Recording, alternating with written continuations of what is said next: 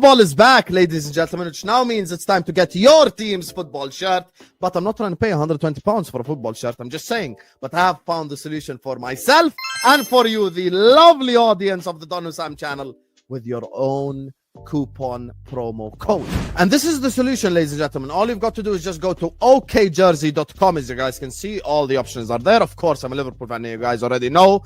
And then this is the shirt. Look how amazing it looks. I'm just going to go pick my size. And then after that, I'm going to choose the Premier League patch. And listen, I'm too old to be putting any player names on the back. So I'm just going to get it as it is.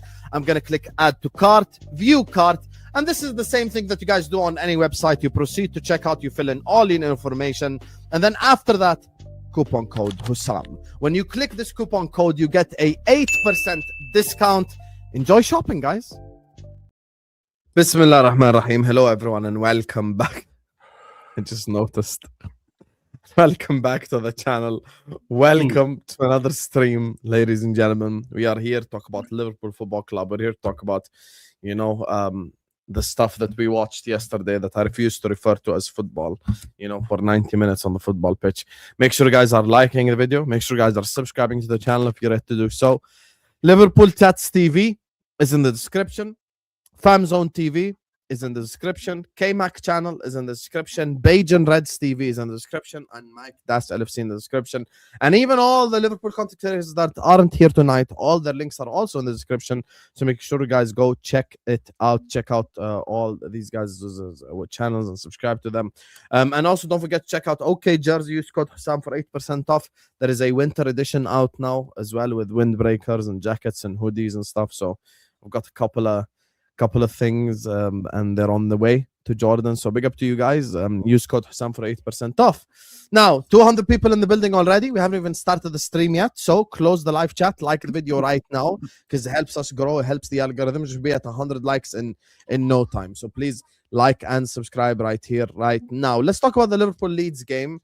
And let's go to Positive Jamie, because Positive Jamie is going to be the one that takes us through this. Because Positive Jamie is all of a sudden not so positive, because I'm subscribed to his channel. He thinks I don't know. I'm subscribed to his channel, and I see him shouting on his channel last night and shouting today. So what happened, Mr. Positive Jamie? Go ahead, brother.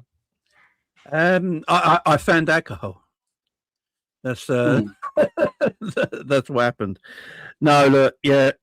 Not even I can be positive right now. I am so bored.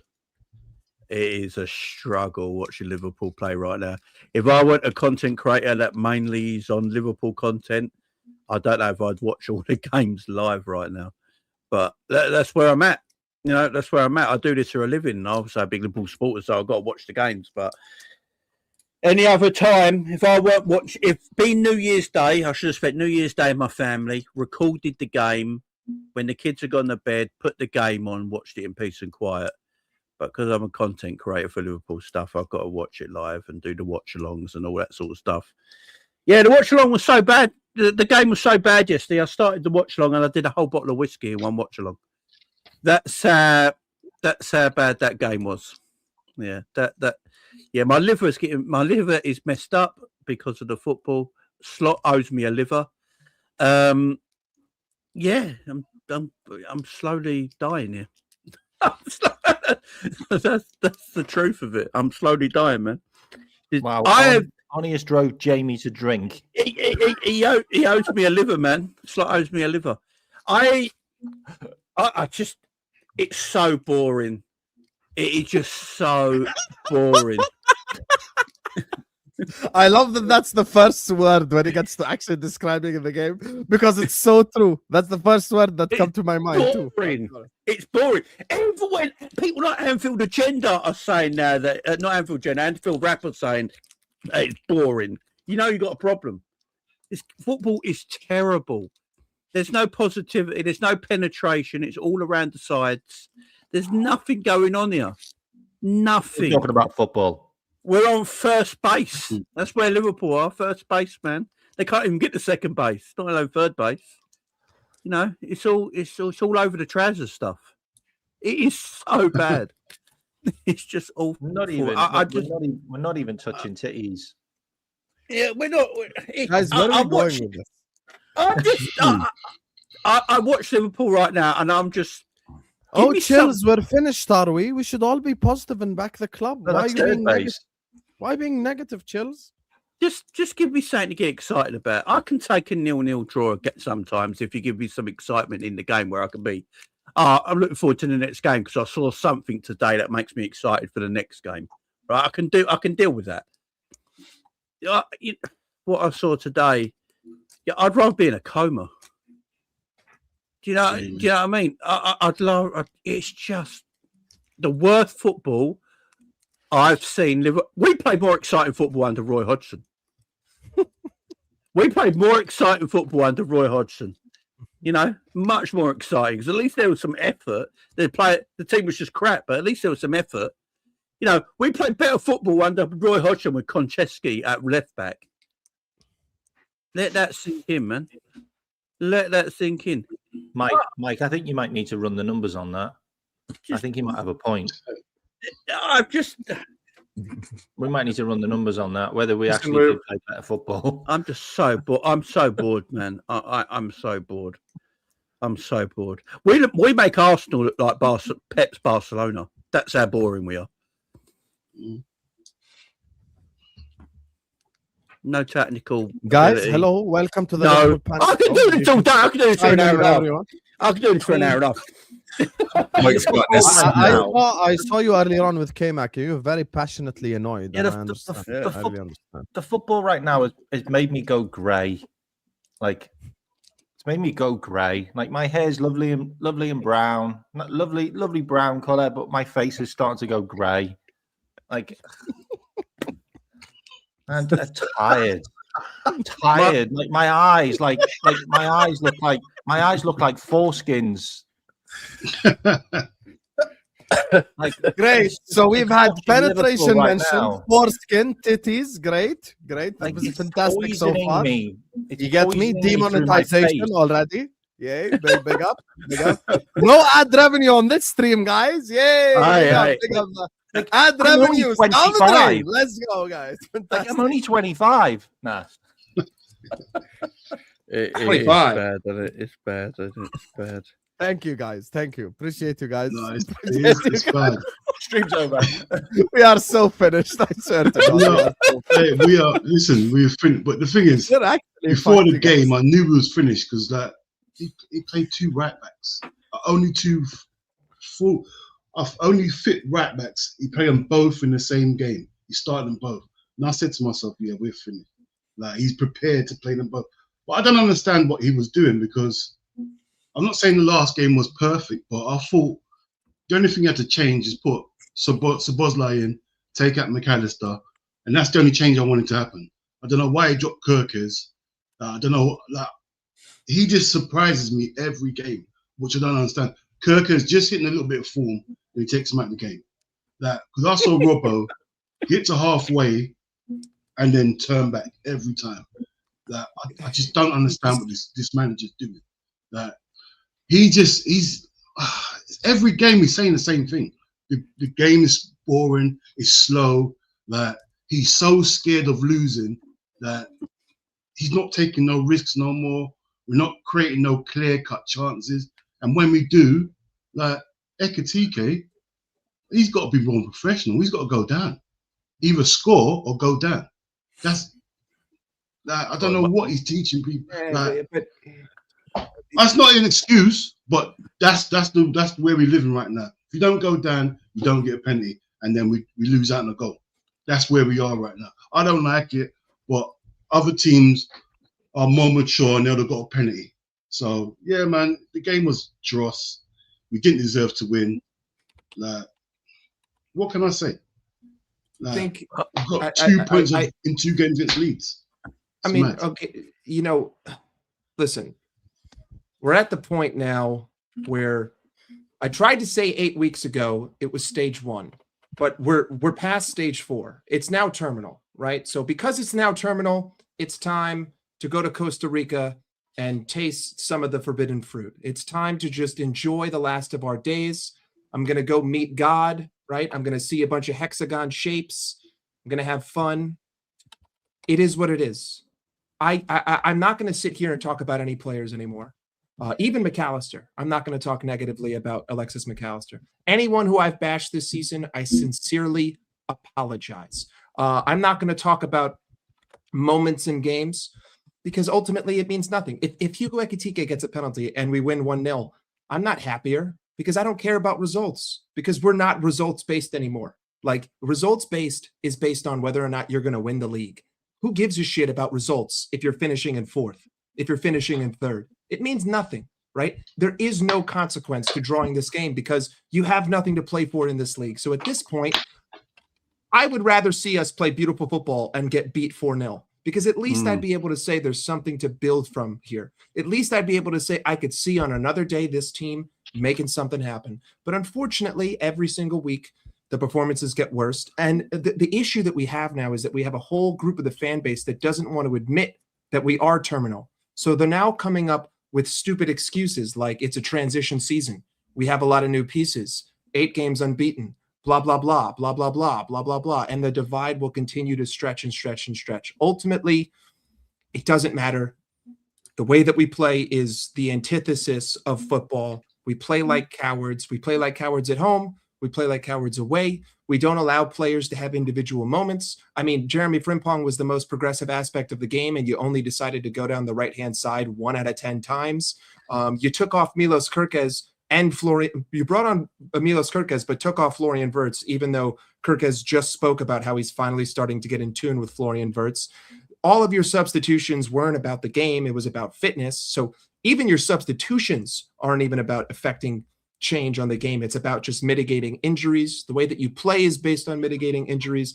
It's all negative. And I have a manager who has the ego the size of the sun, who's unwilling to accept anything is his fault, take any accountability, take any responsibility. And every excuse that people have had to defend him has been debunked. Guess what, buddy? Without Salah, we still can't create anything. Guess what, buddy? We might have all the possession in the world, still can't create anything. Guess what, buddy? 9 men, 10 men, 11 men, you're just as shit no matter how many players you face.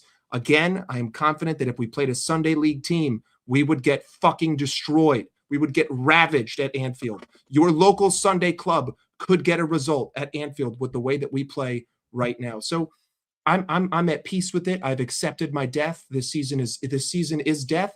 It's over. There's no need to get worked up, and there's no need to talk about players because ain't no player going to make any difference. And if someone happens to pull the hat out of the fire with a magical moment, I'll be happy on the day, but I'll just know that it doesn't matter because I'm already dead. So what's the point? Makes no difference. It's inconsequential. So let's lay off Florian Wirtz for having a heavy touch. Let's lay off Hugo Ekitike. Let's lay off Milos Kerkez because none of these guys are put in positions to fail. None of these guys are put in positions to succeed. So it doesn't matter. It doesn't matter. You can take your Adam Morton. You can take your Semenyo. You can shove it up where the sun don't shine because it ain't going to make any difference. Simple as that. Accept the death. Move on.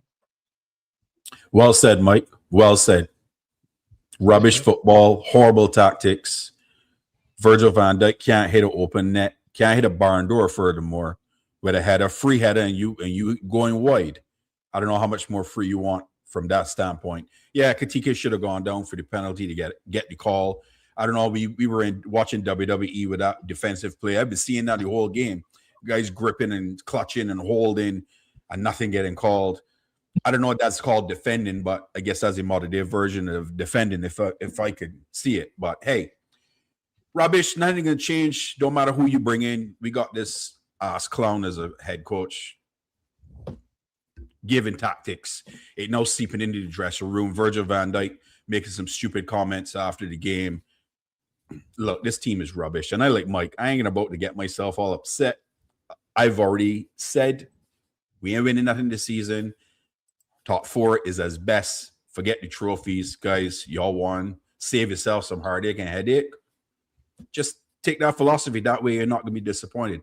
But this is stinky. Leeds this year, 2 points. Last time we played Leeds, 2 games, 6 goals and 6 goals each time. And now this team going draws twice. Absolute horrid football. Nah, I can't deal with it. Get this man out my club. I will talk a little bit about the game, okay? Because I didn't really talk about the game. So I was actually really excited by the lineup. I wasn't too sure about playing both our right backs because our other right back's injured. So it didn't really make a lot of sense. And also, I'm not really sure about the fact that we've only really got one attacker who's like a real attacker in the team. You know, Frimpong can attack, but he is predominantly like a wing back. So maybe we should have played him as a right back and maybe had an attacker on the right. But the rest of the team I was fine with. But my God, we were awful. Like just a weird stat. We played Leeds twice, we played Sunderland, we played Wolves, and we played Nottingham Forest. And we've only had 5 big chances against all of those teams at Anfield. Just let that one sink in, okay? That is just wild. The game, like Leeds played a really good game of football because they got exactly what they wanted. They wanted one big chance to score, and they scored. Unfortunately, Dominic Calvert-Lewin was offside by a toenail. And look, at the end of the day, we dropped 4 points to Leeds. We've also dropped 3 points to Nottingham Forest. We've also dropped 2 points to Sunderland. You add all of those up, and where are we? We're level with Arsenal. This is the guy we have. You lose all of those points at home with a £450 million outlay and some of the best players in Europe that we wanted. Yeah, we wanted them. And you have that many points dropped, which could put you level with Arsenal. That's all we can talk about. It's a transition season, though, right? And, Yeah, when you transition, you know, like as a top 4 side, we're gonna have inconsistent results, especially at Anfield. So because it's a transition season, we've had a lot of new pieces. You know, I know that we won the Premier League last year, but we got a little bit too crazy raising our expectations. You know, we need to settle in reality. Top 4 sides drop points to Leeds. It happens. You know, it is what it is. It's not Slot's fault. It's all good. It's just a transition year. We're going to be and by the way, we did win a couple of stats. We got 66% possession against them. And we also got 35% walking against them. 35% walking. What's so we that? beat that stat as well. We walked more than them in the game. Oh my gosh. This guy, You know, let me. This guy looks like he's been sleeping in his car in the car park slot now. Like, guys, done with him. I know every single reason why we couldn't beat Leeds yesterday. I have them ready. I'm gonna list them out just off the top of my head. The reason why we couldn't beat Leeds yesterday is because Salah didn't track back. The other reason is because McAllister got no legs. Correct. The other reason is because Isak didn't have a preseason. The other reason is because Ekitike is playing too much football. The other reason is because Gakpo is cutting in and shooting. The other reason is because Gravenberg can't pass. The other reason is because Soboslai is our best player and is playing too many games. The other reason is because Connor Bradley is actually a League One player. The other reason is because Konate can't build up from the back. The other reason is because Virgil van Dijk can't do this. The other reason is because the left back can do that and the goalkeeper can do this and blah, blah, blah, blah, blah. I remember the first time I worked with Barnes, he was a strong advocate of drop Mo for Chiesa because Mo doesn't track back. He really fell for all the track back stuff. And I was like, guys, it's never been about dropping one guy. Today, you know what's the best thing about the Leeds game? It debunks all agendas. Guess what? Mo is at AFCON of this country. McAllister didn't play for the first 70 minutes, and Konate didn't do a single thing wrong all game. Why do we still look like shit then? Can I get an explanation? Like, it's just any single thing that we have pointed out this season, we still look like shit. And you know, I went through a study for the XG because, of course, guys, the unbeaten run continues. And Liverpool had 2 XG against Leeds. So you can't say that. No, wait. No, we didn't because because 0.85 of that was Ekitike, but Ekitike was offside. No, I'm going to tell you about the 2 XG. You don't even know. Ekitike, so guys, I'm just saying Ekitike was offside, so that's 0.8 reverted. And it only counts because it was ruled onside because it wasn't reviewed. If the goal had gone in, it would have been off. Just letting you know. So guys, we had 2 XG. Okay? We had 2 XG, so I'm going to do quick math. 2 XG off of 19 shots. So it's an average of 0.1 xg per shot. Do you know what that means, chat? Let me translate it from nerd to football terms. That basically means that every time Liverpool take a shot at the goal, it is essentially not even a half chance. It is not even a quarter chance. It is 1/10 of a chance. That is how less creative we are on the football pitch. Like, All how our do you creativity have? comes from, one second, all our creativity comes from Frimpong going like, I'm Jeremy Frimpong. I am quick as shit. And I'm gonna dribble past the guy and I'm gonna put it across. And that's it. This is Liverpool Football Club creativity. Florian Wirtz, 100 million creativity, Ekitike, complete footballer creativity, everything that we have out there. It's such beautiful creativity. You wanna know who this matches as well? Aston Villa. Someone go like, Husam, you're crazy. Aston Villa are third. Oh, let me tell you about Aston Villa. They are the only club in the Premier League that don't play with width. They are the only other club in the Premier League that don't have wingers. They play John McGinn, right midfielder, and they play Morgan Rogers, left midfielder, and they congest the midfield. Do you know that Aston Villa are almost like bottom 10 in every single metric in the English Premier League, which shows you that most of the goals that they have scored have been individual brilliance or opponent mistakes, which is exactly how we score goals. Listen, you cannot, there is not a single sustainable way of attack that we do. And you know, there was a video I put up earlier where I broke it down from a tactical and a statistical perspective, and I looked at all aspects of the game regarding the Liverpool Leeds game. One guy commented, I think it was Leighton, he was like, yeah, but you've got to speak about the players' intensity. Number one, that's on the manager, because we're talking about the manager's man management and his motivational levels towards the squad. Number two, I don't watch the Leeds game and think the issue was intensity or work rate or any of that stuff. I think the issues are purely tactical, motivational, and inspirational as well. And as crazy as it sounds, the reason why I say we have inspirational issues is I have zero creativity out there on the football pitch. You know, I brought out the tactics, but I just want to share something with you guys. I don't want to do a whole tactical analysis, but let me just, I won't even do any squares or anything.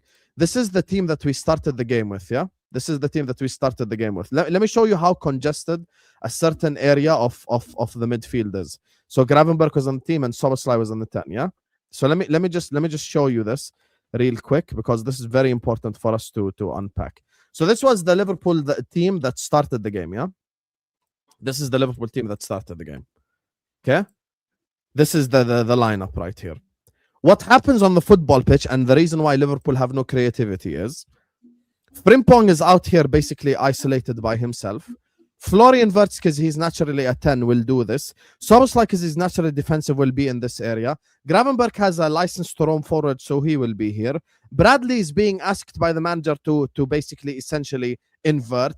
Ekitike, because he's a false 9 type of striker, will end up doing this. So we have, and this is not me, like I don't have a UEFA B coaching license or anything. This area right here of the football pitch, this area right here, congested area. Completely, and by the way, this is something I know I speak for Dean, Jamie, K-Mac, Barnes, Mike, and everyone watches. Robbo's in there a lot. We don't have to be tactical or anything. Everyone on the football pitch we have, and even when Jones runs with the ball, is over here. Literally, the entirety of the team is in this area for 90% of the time.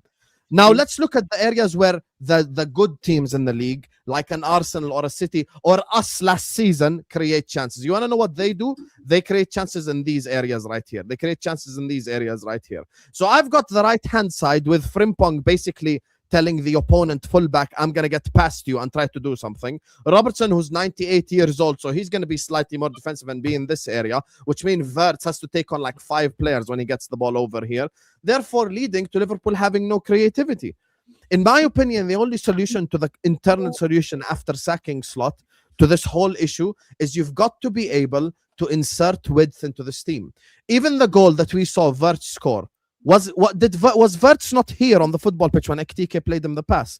Therefore, even Wirtz's only Premier League goal this season came down the middle, which is where he wants to fucking be. So I've got a number 10 who had 20 GA in the Bundesliga Player of the Year, sought after by Bayern, by Real Madrid, by Manchester City. I've got the highest goal-scoring striker in the league who's now injured. I've got Hugo Ekitike, who's been a fantastic signing for us and last season scored 15, 16 Bundesliga goals. I've got the player that broke the record for GA last season, and I've got Chiesa, Rigo Moa, Cody Gakpo, who all look like crap due to all these tactical instructions that are absolutely ruining and abusing Liverpool Football Club. And I end on this. Big up to Tyler. This is not even a super chat, but this is the thing for me. People are running out of excuses and scapegoating. Headed into the season, all of us here, and this is completely normal, we have a player in the team that we don't really like. Maybe someone doesn't really like Mo, someone doesn't like Gakpo, someone doesn't like Szoboszlai, someone doesn't like McAllister. This is normal. This happens at every football club. You don't love every single one of your players equally. This is completely normal, just like in basketball and every sport. There's a player you dislike, there's a player maybe you don't rate as highly as the others do. Headed into the season, because the performances were so shit, it allowed Liverpool fans to essentially criticize or scapegoat a certain player every single week. The issue we have right now is controlled experiment, basic science. Every single variable has changed and Liverpool still look like shit. Every single thing, whatever variable you want. Cody Gakpo has not played. Salah has not played. McAllister has not played. Szoboszlai was suspended in the last game. Gravenberch has been dropped. Ekitike has been dropped. Isak has been dropped. Konate has been dropped. Every single scenario out there on the football pitch, and Liverpool still lack creativity, and Liverpool still look like shit. So now let's take a step back and go like, what must be the reason why Liverpool look like shit? Bald bastard. That's the reason why Liverpool look like shit right now. And that's the bottom line. The reason we play the way we do right now is because he's scared of losing games of football. That's what it is. That's why we play safe football. So when you're losing games all the time, the best thing to do is play all your midfielders and play this contested way of you stopping losing games of football. So we've gone on this unbeaten run, where we're not losing games of football because we're playing scared, so we don't play attacking football. So we can just congest the midfield and stop anyone being risk averted. The three best players we got at Liverpool right now are Wirtz, Curtis Jones, and Ekitike. Because when they try and play with a bit of excitement. They actually try and do something. Have you noticed that Curtis Jones don't pass to anyone else but them two players? He's like, I'm getting nothing out of it if I pass to anyone else right now. And it's the same with Wirtz and Ekitike. They just pass it between the three of them because they know they're going to take risk and try something different. Everyone else is just plain and boring. But everyone's scared. The manager's scared of losing, and the players don't know what to do. The players are so confused right now that we've got to play. Like, we should be doubling up on the wide areas. We've got good fullbacks, We've got good wide players as well. We could be doubling up in them areas. Getting Gakpo and Kirkes to double up. Get Salah and Frimpong to double up when he comes back from AFCON. Yeah. Get Wirtz centrally creating in the middle because you're double up in the wide areas. But he doesn't want to do that because if he does that, we might concede goals and we might lose games of football because we're too front-footed. And he knows he's going to get the sack. So he doesn't want to play like that. This is the way it's going to be till the end of the season. So it doesn't matter who comes into the team right now. Although we need players, the risk in our football is still not going to be there. And it's going to be safety first. It's going to be side-to-side passing. And it is a manager instruction. I just watched Redmen TV just now, and they're sort of blaming the players for it. And they don't think the manager's at fault. And what a surprise. What a shock there. They don't think the manager's setting up the team like this on purpose to play like this way, but they are. It's instruction. He is. It's because they're blind. That's because they're blind. No, see how slow it is. It's because they want to work with LFC. Yeah. It's just side to side. It's side to side. We don't double up. When was the last time we double up on the wide areas of a pitch? When was the last time you saw a winger and fullback in sync on both sides of the pitch, attacking, not defending? The only time you see our fullbacks and wingers doubling up is in defensive situations when Cody Gakpo is right next to Robbo or Kirkes as a left back. You never see that going forward because they're scared about the openings. Although, and this as well, I think Carragher needs to come out and do an apology video, but he won't because he's a bottomless bastard. But I think we can put now to an end that any of this is Mo Salah's fault. Thank you. I think this should be put to an end right now because do you know where we can still concede goals? Centrally on the right-hand side of the pitch. That is still, we don't really concede goals off the left-hand side. That's all. It sort of don't matter what left back plays because the left backs are still good. You know, the right-hand side of our pitch is shit. It doesn't matter who plays there. Going forward, we're worse at Mo. I don't care what anyone says. You know, when Mo comes back from AFCON, he's got no choice. He's got to go Frimpong and Mo Salah on the right-hand side. Mhm. They're our best two right-hand side attackers. Yes, they're going to make us a little bit defensively less assured on the right-hand side because how attack-minded they are. But I don't care. Let's go. I want Slot to go back to Bournemouth on the opening day of the season when he had an on-air argument with Jamie Carragher when he said, I want to play exciting, attacking football, and Carragher had to go at him about the way we played defensively. You can't do that. Give me that right now. I am begging you, give me that result. Give me that kind of performance because at least I'll get excited about it, yeah? Yeah, my heart will get pacing. My heart hasn't moved in a Liverpool game for 8 fucking weeks. I want my heart to start moving again, you know? Give me something. Give me attacking football again. I actually want to see Gravenberch and Curtis Jones on the edge of the opposition box now. Earlier in the season, I was like, oh my God, I don't want to see that anymore. Give me that. Give me something I can get my teeth into because you know what's going to happen against Fulham? Side-to-side passing, take your time, patient, slow from the back, slow up front. What's happened, man? He's destroying what Liverpool is about. He's at the job for 18 months now. Not one person can tell me his system or tactics. In 18 months. The thing is as well, the thing is it's excuse FC now. Like, how many excuses can you go with now? Because just blamed everything. Like, and the set piece coach has been sacked now, so he can't bring that up again. Oh, but he did bring that up again straight after the game. Brought up set pieces again, and it's now a case of, and this is where I sit on it. Like, is it doesn't matter if we win more games because if we lose games again. His head's on the block again because it's just we're not going to go on a run with this guy. We're not going to go on a run with this guy. We're not going to do what we do before. Everything's changed. Like the whole mentality of the team looks like it's changed now. You know, even the big heads. The big heads aren't coming out anymore. The big heads aren't really showing it on the pitch. Like Konate was the best defender in the last game. Virgil van Dijk wasn't that great. And like he really wasn't.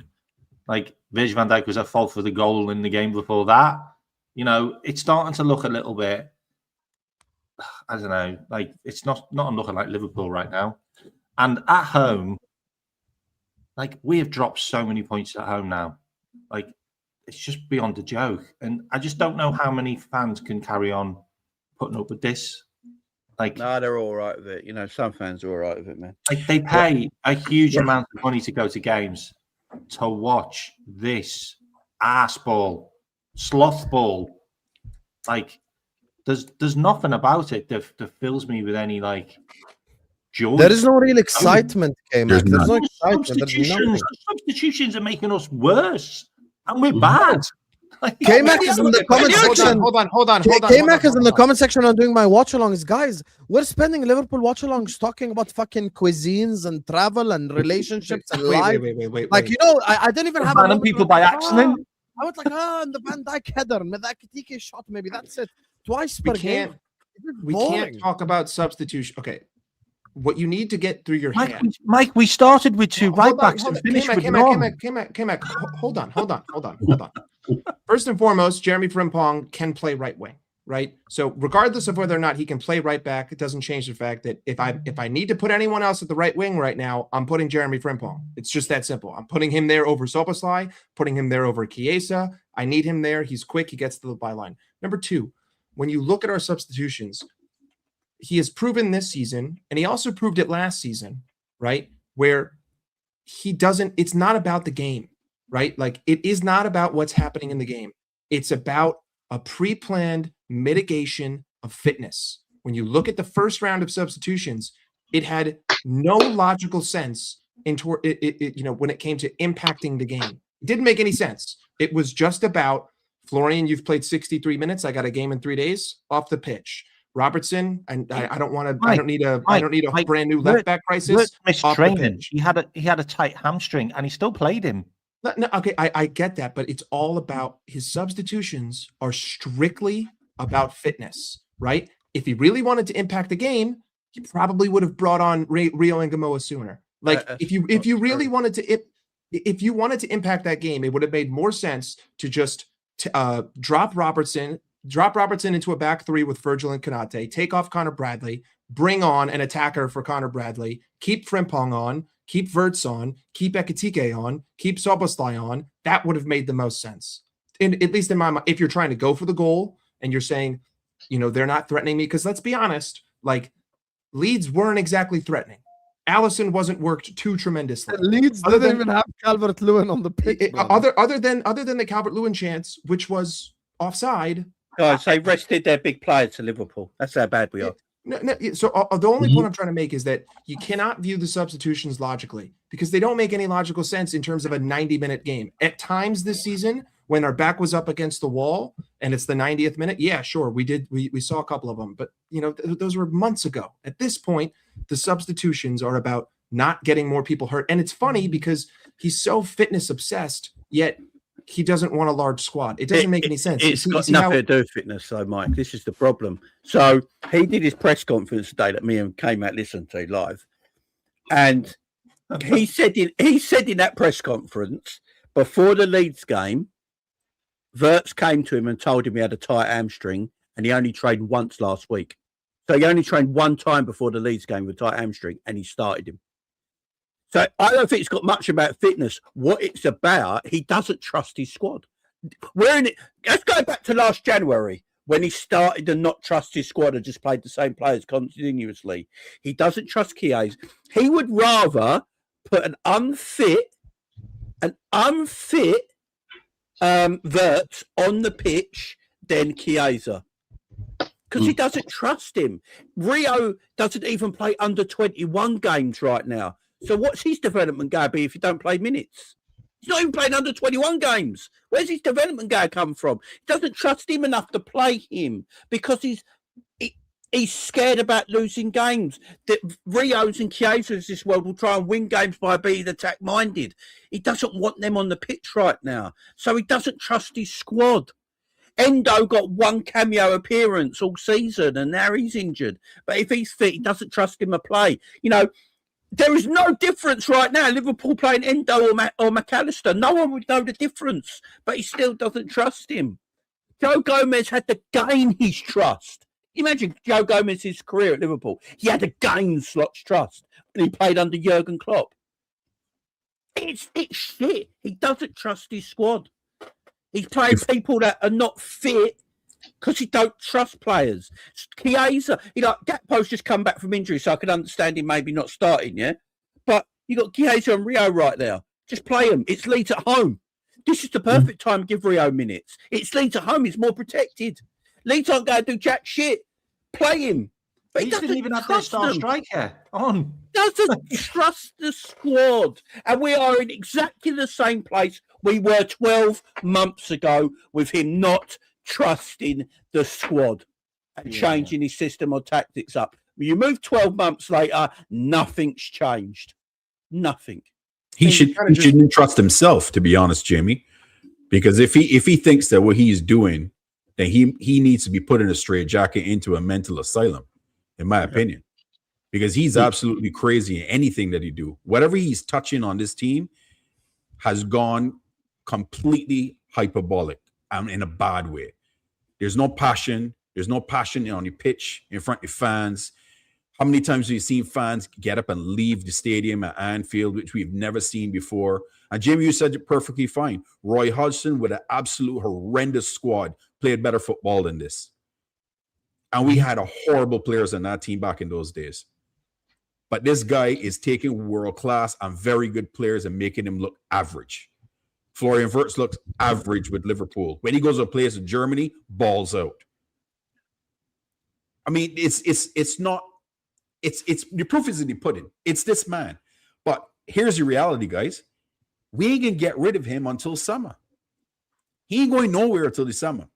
That's the reality. I don't see Liverpool sacking him as much as they want him sacking him now. And give me Steven Gerrard. They put some umph in these guys until the end of the season on an interim basis, which I can at least know that these guys will run through walls for Stevie G. This guy ain't going nowhere. He ain't going nowhere. Period. And this is what we're going to have to deal with every single game. That's why I made the comment. We ain't winning a trophy this season. He throws the FA Cup game. I reckon he throws the FA Cup game against Barnsley. Jamie, I expect to see youngsters in that team. Hey, but hold on. We don't have a chance against them anyway. Even if we played our first 11, we're not beating. 2 seconds. We talked about this before, me and Jamie, about actually sacking him, and the run of games we've got coming up. Like if he loses against, say he loses against Fulham and Arsenal. Yeah, which could easily happen, by the way. We're beating Arsenal, don't you? It's going to be weird that I can hear. They're both bogey teams. Like I'll be more pissed if we win. I'll be more pissed. Press conference today. He said the first thing he said about the Fulham game was, "We lost last season." There, I'm like, "Oh, thanks, mate. Yeah, that's great. That's great. Just start with that one." Okay, so say he loses against Fulham and Arsenal, he gets sacked. Yeah, or he loses against Fulham and Arsenal, or draws, and then throws the Barnsley game because that could be a banana skin. Yeah, he gets sacked. If we got a new guy in, we've got Burnley at home, we've got Marseille, we've got Bournemouth, we've got Qarabag, we've got Newcastle City, Sunderland, Forest, West Ham, Wolves, Tottenham, Brighton. They're all games that the new guy could have a new bounce on. And we could rack some points up there with a new manager bounce. Like, I'm just so annoyed that we didn't pull the trigger before we had this run of games. I agree with you. Because the new manager would have got a result against Sunderland, would have got a result against Leeds. Yep. Their teams you're beating. Sorry. This is why I my frustrations. I'm at the point where I'm completely. I take Maresca, by the way. Someone just wrote it in the chat. Hey, maybe, but I have total discontent for FSG at this current moment. I believe that they are leading us into the fire. I believe that I'm witnessing gross negligence. I believe that I don't have any faith in Michael Edwards or Richard Hughes. It doesn't make any sense because to me, all you had to do was look at us in October. That's it. All you had to do was look at the 2 weeks between Crystal Palace. I'm sorry, to the 2 weeks between Chelsea and Manchester United. That would have told you everything. You had 2 weeks. You were you just had a bad run of form. I believe it was 2 or 3 losses, right? So the world didn't end yet. You had a bad run of form. You had 2 weeks in an international break to figure something out. And what did you do? You came out and you played the exact same way. You made 0 changes. As if I were an executive, to me, that is the moment where you say there is no initiative. There is no looking. You went on holiday. You went on fucking holiday. Like this is the moment to strike. That's why I was always saying stage 1. Like, guys, the doctor just showed you the scans. It's there, right? He's trying to tell you, if I treat this now, it'll be okay. It'll all be good. We ignored it. 2 weeks. 2 weeks. No worries. But guess what? You decided to drink kombucha. You pulled a Steve Jobs and thought that I was just going to magically disappear. Don't worry about it. Well, guess what? 2 months later, you're dead, right? This season is dead. We're dead. Like, it doesn't matter what you think. We ain't winning the Prem. Good luck winning the FA Cup because it's an English competition. And good luck the second you face an English side in the Champions League because you bet your ass that you're going to have to get through at least 2. I guarantee you through the quarterfinal and the semifinal, I would not be surprised if it's English, or if it's English in one of them and an English final. Everyone, I don't care how bad Tottenham are right now. Tottenham are making it to the round of 16. Arsenal are, Chelsea are, Liverpool are, City are. So that's 5 right there. 4 other teams that you possibly have to go through. And we got no chance against anyone in England. 0. The only glimpses of decent football are when we play shitty teams in Europe because they don't play the same way. It's that simple. And even against the shittiest team in fucking Galatasaray, you lost, right? PSG. So the only thing I would say different, Yeah. Mike, the only thing I would say different is I'm not going to paint what you said on FSG. FSG opened up the wallet, gave the red card, not even the black card, the red card, the Amex red card, gave it to them and be like, here, go and spend $450 million. What I will agree you on is, as much as I am slot out, I want Edwards and Hughes head. I want both of them head. All three of them could go along, plus all the coaching staff leave the club. All three of them gone. Gone. Because the owners gave them the money. And this is the foolishness that they went and do. I put in all of them on the chopping block. Every single one of them. Done with it. Well, I agree. I agree, right? All three of them should probably go. But it looks like the two people that have got most of this is funny, yeah? If you look at the season we're having, yeah? Who's the two people that's got to blame the most of Liverpool being shit this year? Set piece coach and Mo Salah. Yeah, You can't madness, bro. Jamie, that's all PR. That's the club's PR. Exactly, and they're the two that have got the blame. So the set piece manager has gone. He threw Slot threw him under the bus publicly. He's gone. That was a Slot firing. Apparently, Richard Hughes brought him in. Slot fired him. So Slot's thrown him under the bus. That's all right. You know, as long as a player don't do it, as long as a manager does it, it's okay. So he's gone. We haven't got a set-piece coach now, so Slot and his coaching team are delegating over it. Apparently, Virgil's involved in it as well. So Virgil's now a set-piece coach as well as a player. So, yeah, everything's just getting worse. Yeah. Well, we didn't concede a set-piece on the weekend. It must have been getting better. And the thing is, yeah, you know what makes it worse? My dad's a Leeds fan, yeah, and when he saw Leeds lineup, he was pissed. He said, "Oh, we're trying to get a draw." And I looked at him, I thought to myself, how? His manager done his job. They went there for a draw. They got a draw. We should be winning them games. My dad's a Leeds fan, and he came to Anfield and got a draw. And he said it before the game. We're set out to get a draw against you. We dropped Calvert-Lewin. And there's another player he said, I can't remember the guy's name. They should have started. And they got exactly what they wanted. And that's how low we've stepped. Huh? Do you know what Slot said as well? I didn't expect Leeds to play five at the back. Yeah. Listen to him. Listen to this guy. No more quoting Arnie Slot. I'm done. No more quoting Arnie Slot. I don't listen to anyone who quotes Arnie Slot. Like it's war. It's straight up like this is mortal war. I have no time for anyone who is sympathetic to the manager, anyone who's sympathetic to Richard Hughes, anyone who's sympathetic to Michael Edwards. Like I'm in straight up hostile mode. Like we are at war. You are my mortal enemy. Care. I'm not showing you respect because you clearly have no self-respect. Zero. None. Because you were completely incapable of grasping reality. You are, as Barnes said, you deserve to be in a straitjacket. It's that simple. Like it is mind-blowing. And anyone who backs this guy is a part of the problem. Anyone who is complicit in what's happening is a part of the problem. And that goes for some of the players too. I mean, at a certain point, I'm tired of it. Like, big up to Frimpong, big up to Curtis Jones, big up to Ekitike, because these are the kind of players that will just say in a moment, you know what, screw this. I'm not gonna do this soft passing back and forth. Let me just try a run. Well, let's just see what happens. Yeah, that's what Frimpong literally did on the football pitch. That's legit. That's what he's done. That's what he's done for the last 3 weeks. And guess what? He's created 2 goals and he's created chances every time he does it. But guess what? We go down the other side. That's why Chiesa doesn't play, by the way. I'm assuming that's why Chiesa doesn't play. Well, listen. It doesn't matter about Chiesa because guess what? When you put Chiesa on the pitch, we didn't go down his side anyway. So it didn't matter that he was on the pitch. Like Chiesa was completely incapable of having a good game against Wolves because you went 99% of the time down the left-hand side.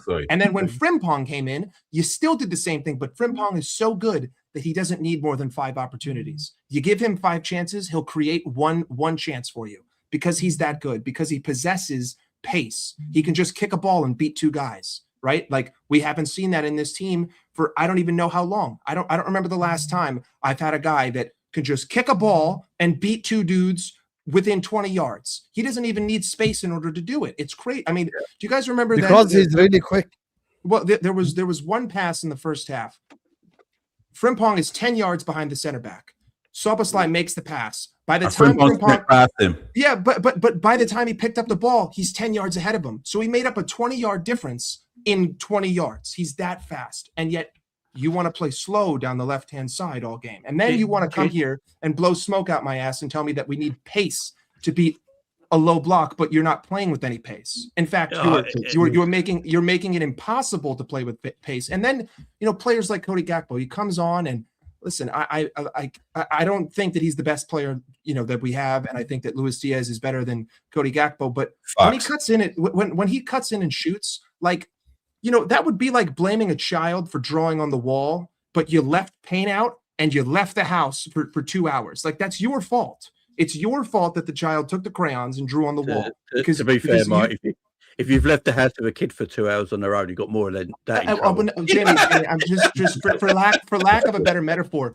I mean, I saw this clip going around of that moment where he cuts in and he shoots in the 75th minute, and I didn't see a single person point out the fact that when he cuts in, there's 5 players in between him and everyone. No, 5 players on the opposition team. There's 5 Leeds defenders in between him and everyone else. So he only has one option: shoot, or I could pass it back. But what's the point of me passing it back for the umpteenth time?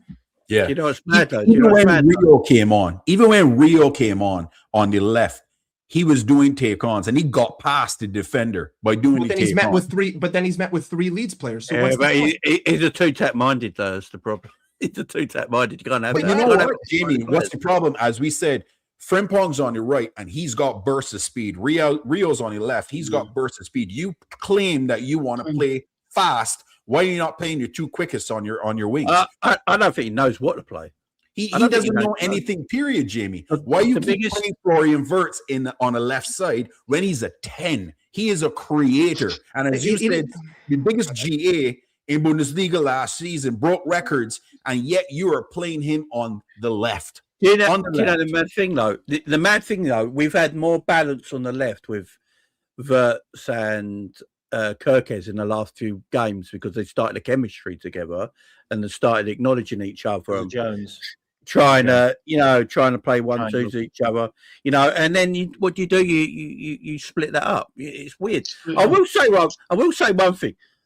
It comes back to the wrong combinations. Remember, Jamie? It's all about combos. Robbo put in the 2 best crosses yesterday, by the way, into the box, and no fucker was there. No fucker was there. Isaac wasn't there. I love Ekitike, but Ekitike is a different kind of striker to what Isaac is. He's more of a Bobby Firmino he's more for a Bobby Firmino for me. He's a quality player, but you need I'd go and get Ivan Toney in January, man. That's what I would do. He's got 2 tonight. Just one thing that we're talking, because we all seem to be talking about the same thing, and this is something which is just slot. Okay, it's not going to change. Is we give the opposition every single time to get back and defend. Every single time. As soon as we get over the halfway line, we are so slow that the opposition sets. They set all their midfielders, they set all their attackers. Everybody's always behind the ball. We never go past anybody now. Like, we try to get past them when they're in their own defence. Like, that's it. Like, it's just impossible. It's not that football no more. Do you remember the Red Arrows? Liverpool, the Red Arrows. Everybody bombing forward. Like, taking other players out of positions. Red Arrows. We don't do that. We don't do that. What are we now?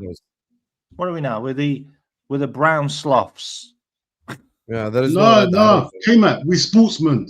We let them get back in shape, and then we go and attack. Every single time. You don't take advantage of no situation. Yeah, but players. You're always trying to get past 10 players. Okay, but in order to counterattack, you have to run, and running's bad because if you run, you can get hurt. If you run, you can you could trip, you could pull something. You might actually beat the defender. We can't have running. You got to play slow so that you don't hurt yourself. And also, I need you next week. So no sprinting, 80% maximum. It's kind of like, jiu-jitsu training. You never go full speed in jiu-jitsu training. That's how I want you to play. Never go full speed. Because if you go full speed, you're going to get hurt. So let's just slow it down. I mean, Szoboszlai, one of the biggest culprits of slowing down play. McAllister, one of the biggest culprits of slowing down play. And what's the commonality? They're in the team every fucking week. Whoa. Szoboszlai is the only one. Szoboszlai don't slow down play at all. He picks up the speed. Szoboszlai, for the last 4 weeks, the most defining characteristic in my eyes of Dominik Szoboszlai is doing this. And that's pointing back at Alisson.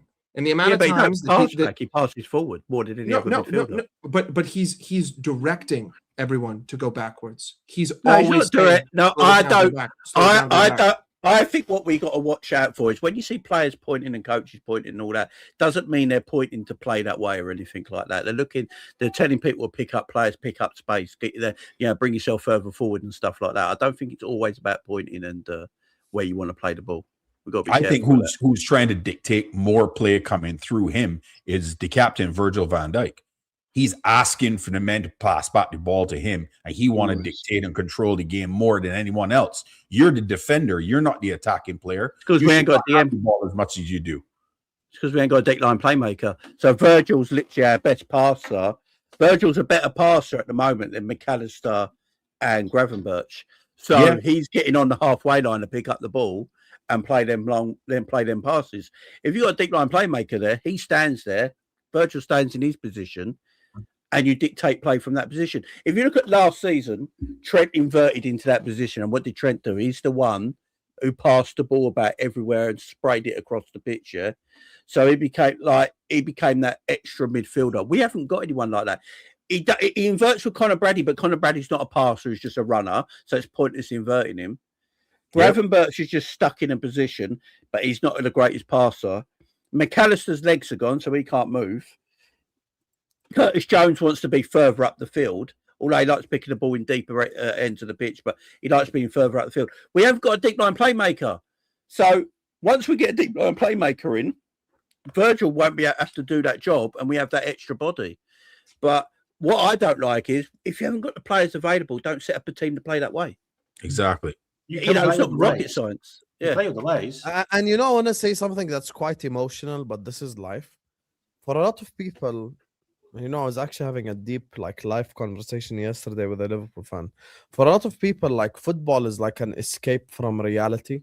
It's like where you support your football club and you have that emotional connection with your football club. When you're winning games of football, no one cares, for the most part. When you're winning trophies, no one cares. But my thing is, I'm coming up against Leeds at home. If that game ends 3-3, because we've conceded big chances, but guess what? We created 9, 10, 11 big chances. At least we've got the enjoyment element. At least we've seen some beautiful football. Jamie said something at the beginning, which might be a bit emotional, but football is an emotional sport, and he has every right to say that. Get me off the edge of my seat just one time. Mm-hmm. The whole game. I was thinking about this now, just listening to you guys speak.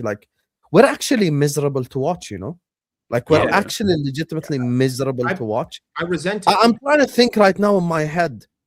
It's low-key Ekitike getting kicked by the Leeds centre-back. It's Ekitike's scuffed shot with his left and the Van Dijk header from the corner as our only moments the whole game. I come out of 96 minutes of football total, or 98 minutes or 100 minutes of football, where I can recall 2-3 moments. I'm not going to keep doing this whole under Jurgen Klopp thing, but we used to create more moments against shit sides, even under Benitez. Yeah, who's a defensive coach. Yep.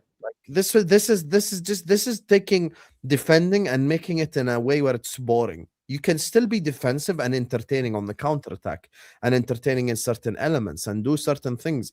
We don't even do that. We don't. We don't really even play defensive. To be it's honest like it's like we're playing football like we're a relegation team. It's like we're in the. It's like we're scared of getting relegated when, Jesus Christ, we just won the league. We're petrified of playing any kind of risk now, and that's just sad. I'm starting to think we're playing like we're winning. I'm starting to think that Slot We're not sold even his winning soul when last we're season playing to like get the we're winning. Premier League. Because if you know the answer to this question, please don't answer it. But I'm just gonna ask out of curiosity. Who do you guys think averages the most possession in the whole league? Liverpool do. Yeah, of course it is. Yeah, because we don't go anywhere. Liverpool, because we pass side to side. We don't go. Possession. I don't think possession. Territory for me, with the ball in territory, is more important than possession. Agreed. You can have 60% of the possession, yeah. But if 40% of that, if 70% of that possession is in with your own half and in front of the opposition team, and there's no penetrating passes in behind, it's pointless possession. If your possession is 70% and it's in behind the opposition team, then it's important possession which going to build to goals. All this possession creates opportunities to score his bollocks. It's what Brendan Rodgers tried to bring to Liverpool when he first came to Liverpool.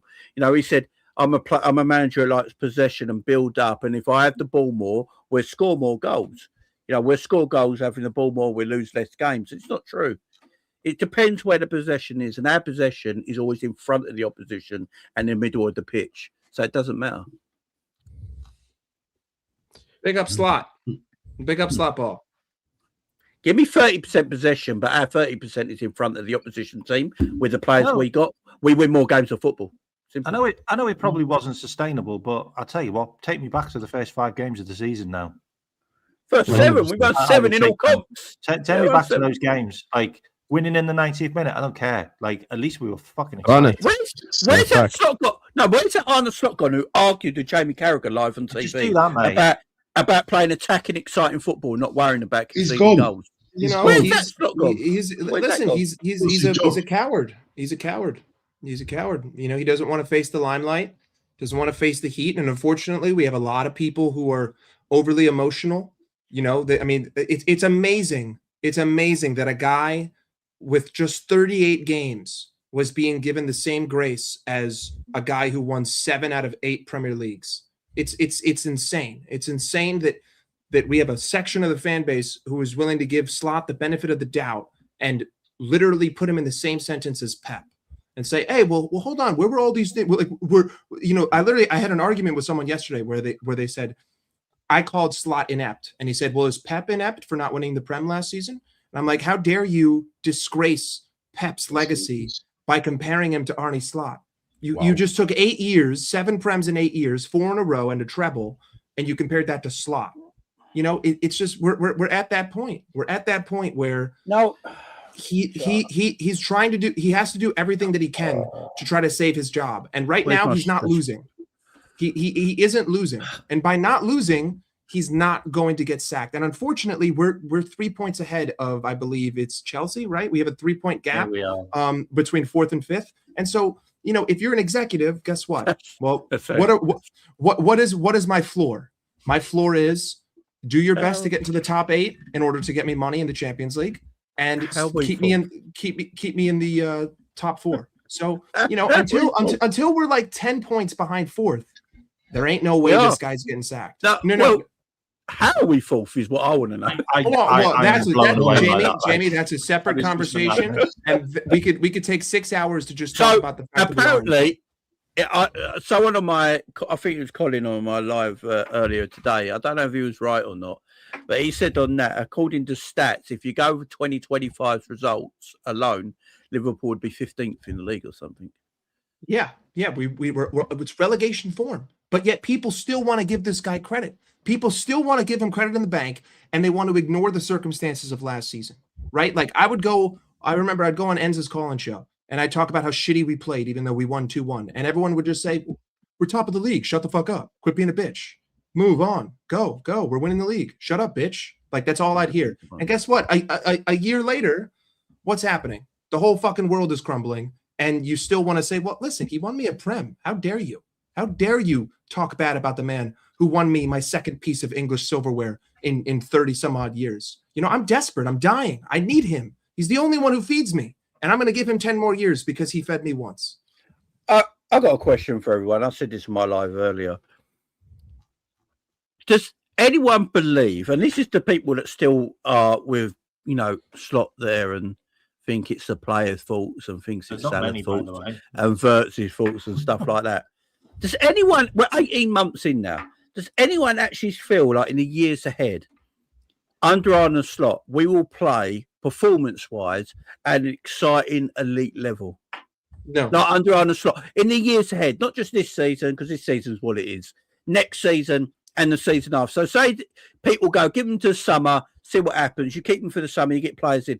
Does anyone think the performance levels and the way we play and the system and the tactics that he apparently wants to play, that no one knows what it is 18 months in, is going to get to a level where we should be at for the club we are for performances. So they're sort of at an elite higher level where you're like, oh, if we lose a game and draw a game, the way we play next week, I'm still excited. We're going No, back to that's the thing. And that's the thing. Stylistically, it doesn't fill you with anybody. I was just looking at something as you guys were speaking. You guys know that, and this is not K-Max stats. This is real stats. You guys know that between My stats are normally good, mate. Come on, you keep on digging me on that. Sometimes it may be good, sometimes it may be shit. True. Do you guys know that just between Allison and Robertson together, they average 120 touches per 90? Just Allison to Robertson. I haven't even included Konate.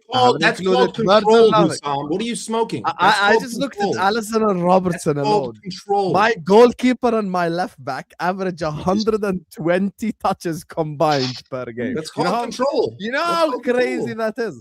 Do you know that Alisson Becker averages 40 touches per game and Robertson averages 80 touches per game? And the thing is, Alisson's not that great with his feet either, so he shouldn't. Not be anymore. imagine. No, I agree. That's called control, my guy. They can't score if my goalkeeper has the ball. Simple as. Yeah. He's not even going long. Ali doesn't even go long. And when he goes long, he kicks it over the bones. No. Hey, how many touches has Marmadashvili had this season? He has had quite a few as well, didn't He's had to pick the ball out of the net a I lot. don't know because he's not even included in the list. It is what it is. We're terminal and we must accept it. It's time to just take that trip to Costa Rica, take some ayahuasca, have some fun. he? Live it out. Shock me. Here's what would shock. This wouldn't shock me. Yeah, it would shock everyone else, and everyone else would be like, "How does that happen?" It wouldn't shock me if we lost to Fulham and beat Arsenal. It wouldn't shock me. Oh, we're not going to be. I don't want to beat Arsenal at this point. Like, what is the point of beating Arsenal? There's no point. No point. But I would. Wait, hold on. Correction. Guys, watch this. Yeah, I'm sorry. We have to beat I'm Arsenal. sorry, I have so to that get City back, Mike. I can have to gain get 3 back. points. The Reds don't say that. They don't attack that well. Guess who have the 3 most touches for us in the Premier League this season? Konate, Virgil, and Virgil. Virgil, and Szoboszlai. Szoboszlai, yeah. Virgil van Dijk has 1,774 touches for Liverpool. Szoboszlai has 1,472, and Konate has 1,450. I actually think if you look at all Premier League teams, centre backs probably will have the most touches. I Because of the way can football's actually played. do that. I don't. That's not the issue that I have. I don't have a problem with Virgil and Konate having the ball a lot. I have the problem with the fact that see, immediately there's a shock here. Watch this. The top 4 touches for Arsenal this season: Rice number 1, Zubimendi number 2, third only is Saliba, and 4th is Timber, a fullback. So 2 DMs and 2 defenders. Yeah. Yes. Well, we just use our center backs as DMs in possession. I would cut off my arms for City. Watch this. You see when you look at the numbers. City's going to be Reinders. When you look at the thing for a good team, Matthias Nunes, Ruben Diaz is in there, yes, but then you got Nico Gonzalez and Phil Foden in the top 5. Oh yeah, okay, yeah. So Nico is the so two defenders and 2 midfielders again. So our problem is that we're not enough of our midfielders touch the ball. Yeah. Not enough of our You expect defenders to have a lot of touches in a season because of the way football's played, but our issue is our midfielders don't touch the ball enough. Oh my God, Isak in the whole Liverpool career, his whole Liverpool career in the Prem, Isak has only had 133 touches. That's mad. Yeah, mad. Mike's going to tell you why our defenders touch the ball as much because they play as number 10s. I've told you all year we have 4 10s and they are our 4 defenders, and that's the way we play. To be fair, that's how a lot of teams do play. We just shit at it. But I just want to say, we play a double pivot. Yeah, what's the fucking point if they don't actually pass them the ball? Agreed. Well, hold on, Jamie. What's the point? I think that if we're going to look at these stats, what we have to first establish is when we're in build up, it's more than likely a 3-1 build up, right? Like it's the back 3 and it's a single pivot, right? But the issue is that I think that the fundamental belief of Arne Slot is he wants to overload the opposition back line behind a mid block. More often than not, we're building up into 5. And the other 3 who are in front of my back 3 are behind the 5, right? If you look at a team like City, which I think has a lot of parallels, and you are correct, you build up in a back 3, your center backs have a lot of the ball. The difference is that City's midfielders drop below the mid block and the wingers stay high. Not to mention the fact that they actually have wingers with pace and technical ability. Their midfielders drop in as don't. Exactly. So because their midfielders drop in, and because they have better wingers in terms of like isolated 1v1 opportunities, it works. The reason why I get so frustrated and why I got so frustrated at the beginning of this run was that if you just dropped the midfield 2 players, like literally, not even, drop 10 yards, just don't sit behind the mid block, walk up 10 yards and get in front of the defender. And all of a sudden, you have more options. All of a sudden, I have someone who I can pass the ball to feet to.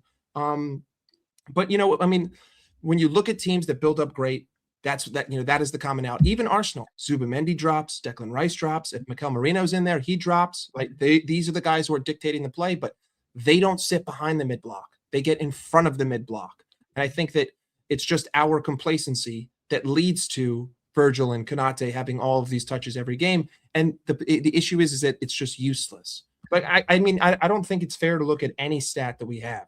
Like, looking at stats for Liverpool, it doesn't make sense because you need to use your eyes over 90 minutes. The other thing too, Mike, is not only that is these players stand around a lot. They don't move. Yeah. They don't move. That's because they're being told to. They're told to stay in static positions. Yeah, of course. And if you're trying to break down a mid block or a low block, you have to widen the pitch. You have to create gaps. You can't just stand in one position and, as Husam showed so greatly on that, have it congested. It's like you got pneumonia, man. You need the antibiotics to clear up the pneumonia. Hey, Barnes is what I showed inaccurate. No, it's absolutely correct. That's what he's saying. It's correct. Yeah, it's correct. What our problem is, if you're playing 4-2-3-1, the way you play 4-2-3-1 is actually with wide forwards, right? Yes, 100%. You haven't got them available, right? What's the majority of player Liverpool have available at the moment is midfielders, yeah? You've got 2 exceptional fullbacks that like attacking and like to use the width. You play a diamond in midfield. You get the best out of the players that you have available. You don't do it for longevity. You do it for what you need. You need it for short-term gain. You get the best out of them. You get Wirtz in the tip of the diamond, so it's behind the 2 strikers. And you get Kirkes and Frimpong doing your wick for you as wingers in that position. But he doesn't want to do that because he wants he wants every midfielder on the pitch, left, right, 3 centrally, to not try and give away the ball, not to be too over-attack minded, not to take too much risk because we poor defensively. Yeah. So it's never going to work. Exactly. It's never going to work. Like if you play 4-2-3-1, you got your 2 in the base are meant to be your passing midfielders. They're meant to start the game. They're meant to start the attack. Your defenders pass into them. They then can spray it into the wide areas or play it into the feet of the number 10. When you've got 2 pivot midfielders who are not great passers, it's not going to work full stop. And then your wide guys need to be wide. They need to be pacey. They need to get in behind. We've got none of these players in our team that suit that system that Slot wants to play. When we look good playing the diamond against Brighton and Milan, we won them games quite well. The Brighton game we played exceptionally well, in my opinion. I know we gave chances out to Brighton, but Brighton are one of them teams that create chances against everyone anyway, so I wouldn't look too much into that. We played really well, but he doesn't want to go back to that. He doesn't want to play that. He wants to play this formation. And you're asking players like Wirtz to be a left wide, a left, not like a left-sided We just attacker. wasted 100 million, by the way. Yeah, it doesn't suit him. And then Szoboszlai, like the 2 players he plays there without wingers, either Szoboszlai when he's fit and Wirtz on the left, yeah? Both of them do that because they naturally don't want to be out there. They want to be ready actionists and get involved, yeah. And it congests the midfield, 100%. Too many players in the midfield, so you've congested it already with the defensive players that's there. Mike, before you go, I got a question to ask each one of you. What was you guys' reaction with Ekitike's misheader that should have gone into the net that he headed right back to the goalkeeper? He was I don't think he knew he headed it in the first place. I thought Frimpong had a shot and it hit him. It was a real belter of a shot. Like he was also offside. So Yeah. even if it went I in, didn't think it was a cross. I thought it was a shot. Yeah. I just sent you that picture because that just sums up Slot. That just sums up Slot. Like he's just not that guy. Exactly. He's not that guy. But the thing is that Slot doesn't Jürgen understand said. how to play football. Slot I'd rather doesn't lose understand how to play every game football. playing the right way than win by playing a style that goes against my beliefs. And that's the thing. his And style's Tom against his Little brought beliefs. this up about Anfield as well. Look, people, whether you like it or not, there is an emotional value attached to football and football teams. At the end of the day, we didn't Liverpool fans, we accept doing the defensive stuff when we feel like we're the underdog. When Real Madrid pulled up to Anfield this season and we played defensive, we all lauded it. We were all very happy with it. Back in the Benitez era, when we came up against the likes of prime AC Milan, Juventus, these teams, we played defensive, we were okay with it. But guess what? On the weekend, when Liverpool were playing Charlton Athletic, I still wanted us to be attacking, like to attack fucking Charlton and Aston Villa and all these teams. That's why for me, I want to look forward to the Fulham game now in a bit. For me, I just think like it doesn't even follow the ethos of Liverpool Football Club in any way, shape, or form, which I think is a massive issue, to be honest. Now, let me just grab these supers. Thank you guys for sending in the super chats because you saved us from demonetization at the beginning of the stream because we ain't going to make any ad revenue. So I appreciate you guys so much. I'm going to get that yellow sign after the stream immediately. So I appreciate every single super chatter. Thank you guys so much, man. We appreciate you saving the stream. Big up to Messi FC who says, make sure you guys are liking and subscribing. 800 people locked in. Also, all my brothers' links is in the description. Please go subscribe to their channels. And also, Bajan Reds TV is going to be live in a bit too. So we're going to be redirecting you guys over there too as well. So there's so much content for you guys. We are so close to clicking Be Patient #Resilientia. I am convinced you are Josh Burns' burner. There's no other explanation for me, Messi FC. Slot sucks this season. But the summer transfer window dopamine aside, our squad, within the context of Wirtz' new league, Isak, no preseason, etc., it isn't better than Arsenal or City. Hate to say it, but it's true. 1 second, let me just respond to this quickly, and then I'll let you guys unleash.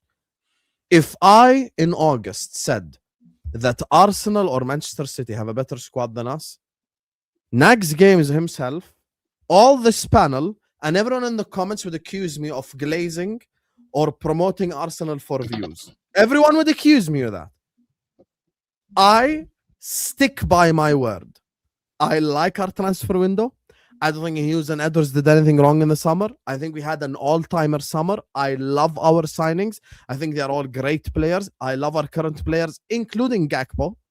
I do not hate a single Liverpool player because I think they've all been platformed to fail. And I think you're doing this in hindsight now. Because if I came to you in the summer and I said, Nags Games, and I know you Nags Games, so let's not do this. If I asked you, would you rather have the Arsenal squad or the Liverpool squad? You weren't like, oh, the Liverpool squad got it over the line. The Liverpool squad are Premier League champions. Are you joking? Salah just had 48 GA. Virgil van Dijk is the best centre-back in Premier League history. We just signed Florian Wirtz, the Bundesliga player of the season. Jeremy Frimpong is an exciting right-back who has a lot of pace and can help. Kirkus is in the PFA team of the season. Hugo Ekitike is the project striker. Isak scored more goals than Haaland. This is you in August. Now, because they all look like shit because of the manager, I ain't going to change my mind on the players. I like them all. I don't have an issue with that transfer window at all. And I said this on Kopish. The only thing that I think we can legitimately give a criticism to the club about the transfer window is we left the centre-back thing too late. That one I accept. No problem. I accept it. You're completely correct.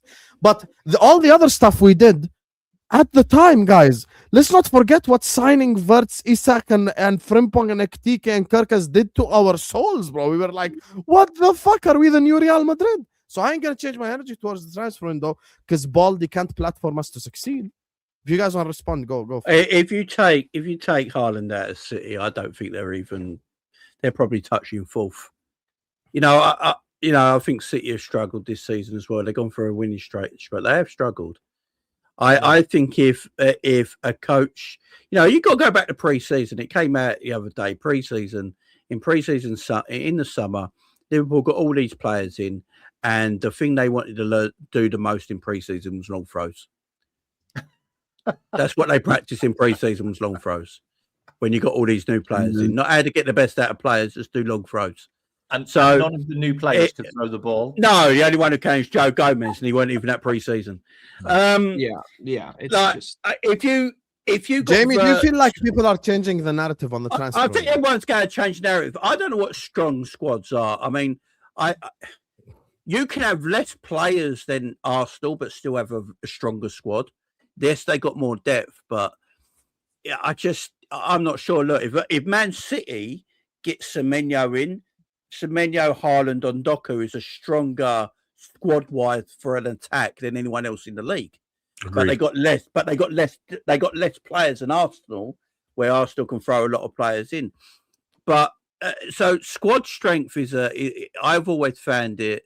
I think you've got to have quality players there. And if you look at Isaac, Ekitike, Wirtz, the players that are already still at the football club that have been here, Salahs, the Virgils, if you get into a system and a tactical way of them playing that benefits everyone in the pitch, and you slowly inject the new players into that system, Liverpool have been up there this season and no one will be saying anything. It's because we play a system. He doesn't know what to do with Wirtz. We're on the 2nd of January and he doesn't know where to get the best out of Wirtz. He'd rather play McAllister, who's got no legs, in the 10 position than Wirtz. Wirtz hasn't got the pace to be a dynamic left winger. He's a number 10. That's where he plays. But we weren't playing there. The thing is, all our rivals seen our transfer window and thought we'd walk the league. Yep. Like, Yeah. you know, unfortunately, I stream with the rivals every day. They were They were shitting it. all fooled. the manager dragged us down. Look, I gave you the points that we dropped at home against bad teams. If we'd have just won those games, we'd be level with Arsenal. That's on slot. I don't listen. Slot at home on slot. Just quickly, just to make this even like I'm gonna do it in a way. Everyone, I'm gonna do the whole. What's the thing? What's the name of that Will Smith movie where he does the wipe the memory thing? I'm gonna wipe everyone's Men in memory. Black. Men in Black. Wipe everyone's memory. Everyone go back to August time. Think how you thought in August. Alisson, Mamardashvili, Frimpong, Bradley, Van Dijk, Konate, Gomez, Leone, Robertson, Kirkaz. By the way, I swear I'm not even reading off a page. This is straight off my mind right here. Szoboszlai, Curtis Jones, McAllister, Wirtz, Endo, and there's someone I'm missing. Gravenberg.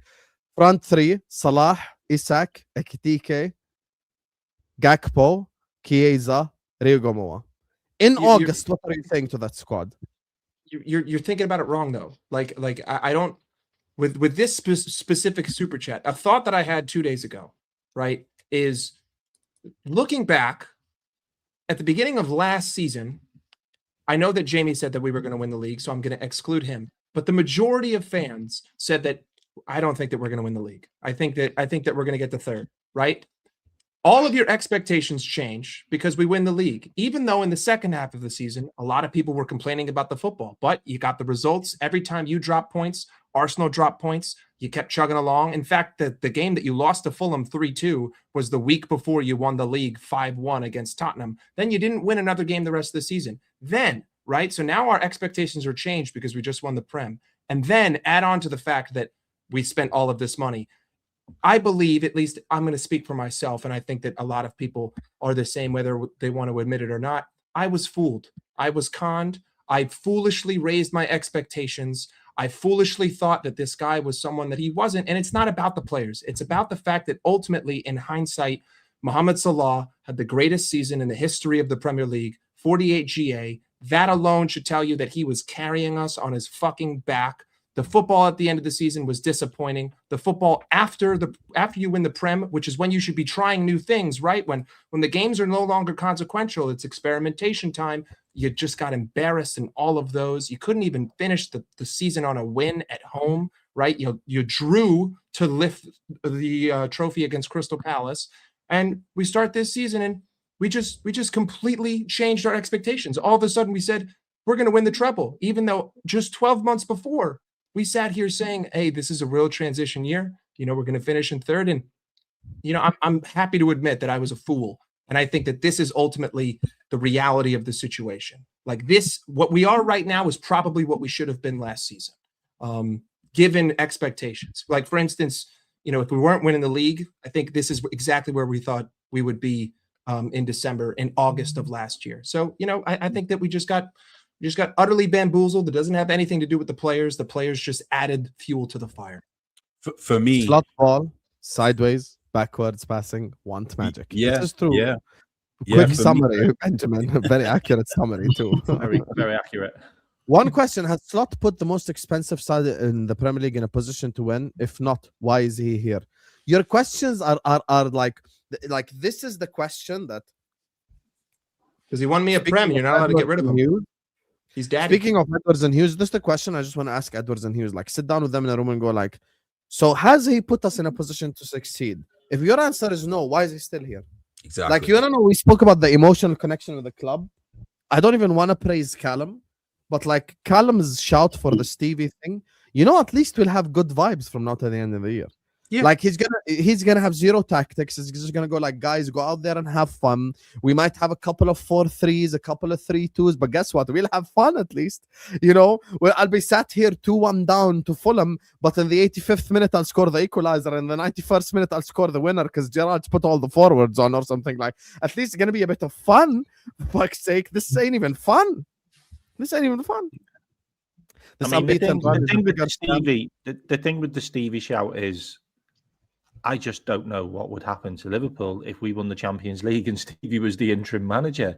Give him the He has to stay. It'd be about He's got to 20 stay. billion No, people. can we not do these hypotheticals, bro? Like, this is so depressing. contract. Stevie G leading me to a Champions League. I'm not doing this. They'll have to keep him though. They can't. You can't win the Champions League and not get a job.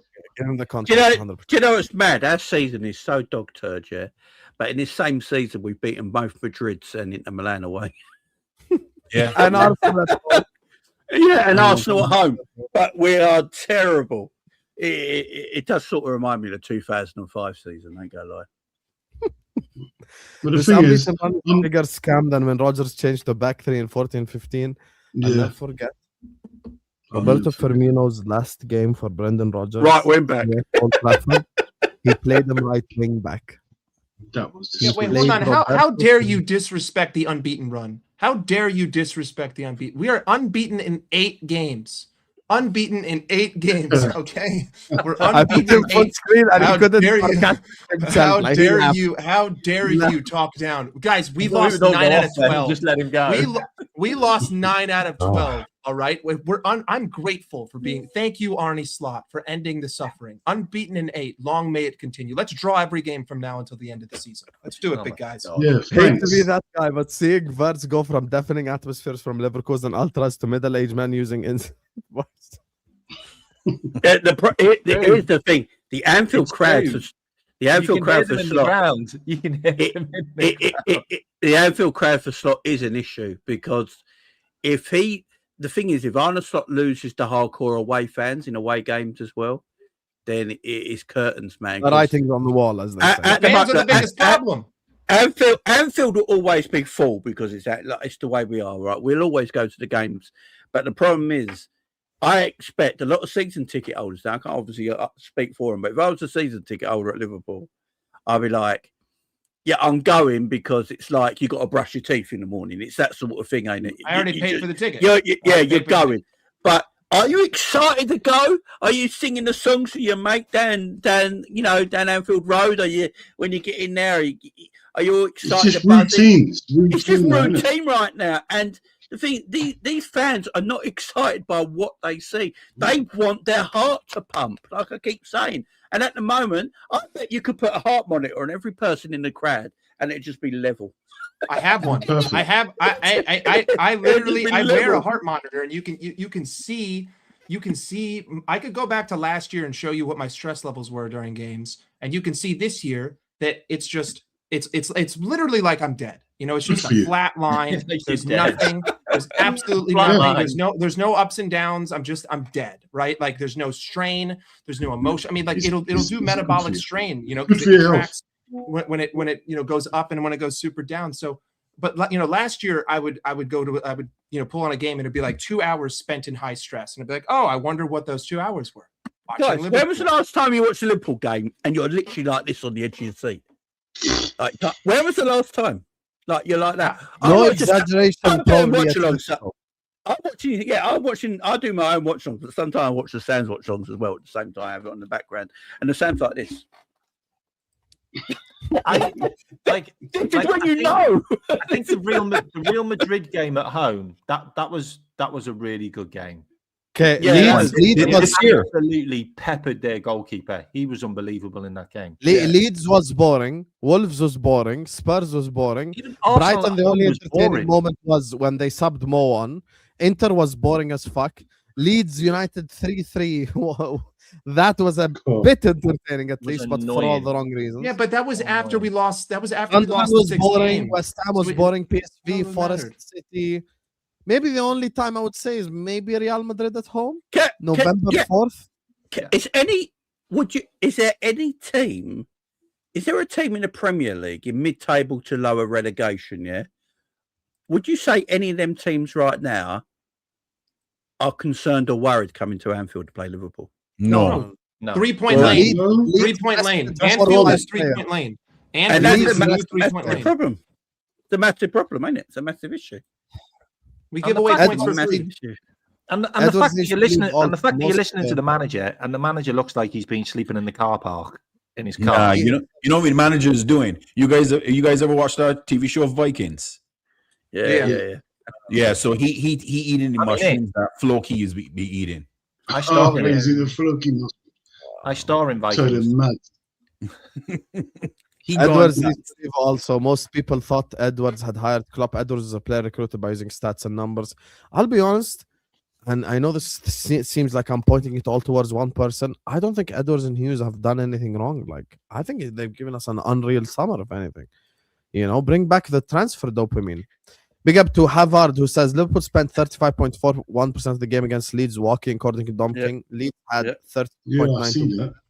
At least they moved around a little bit. Yeah, just Can I ask, right?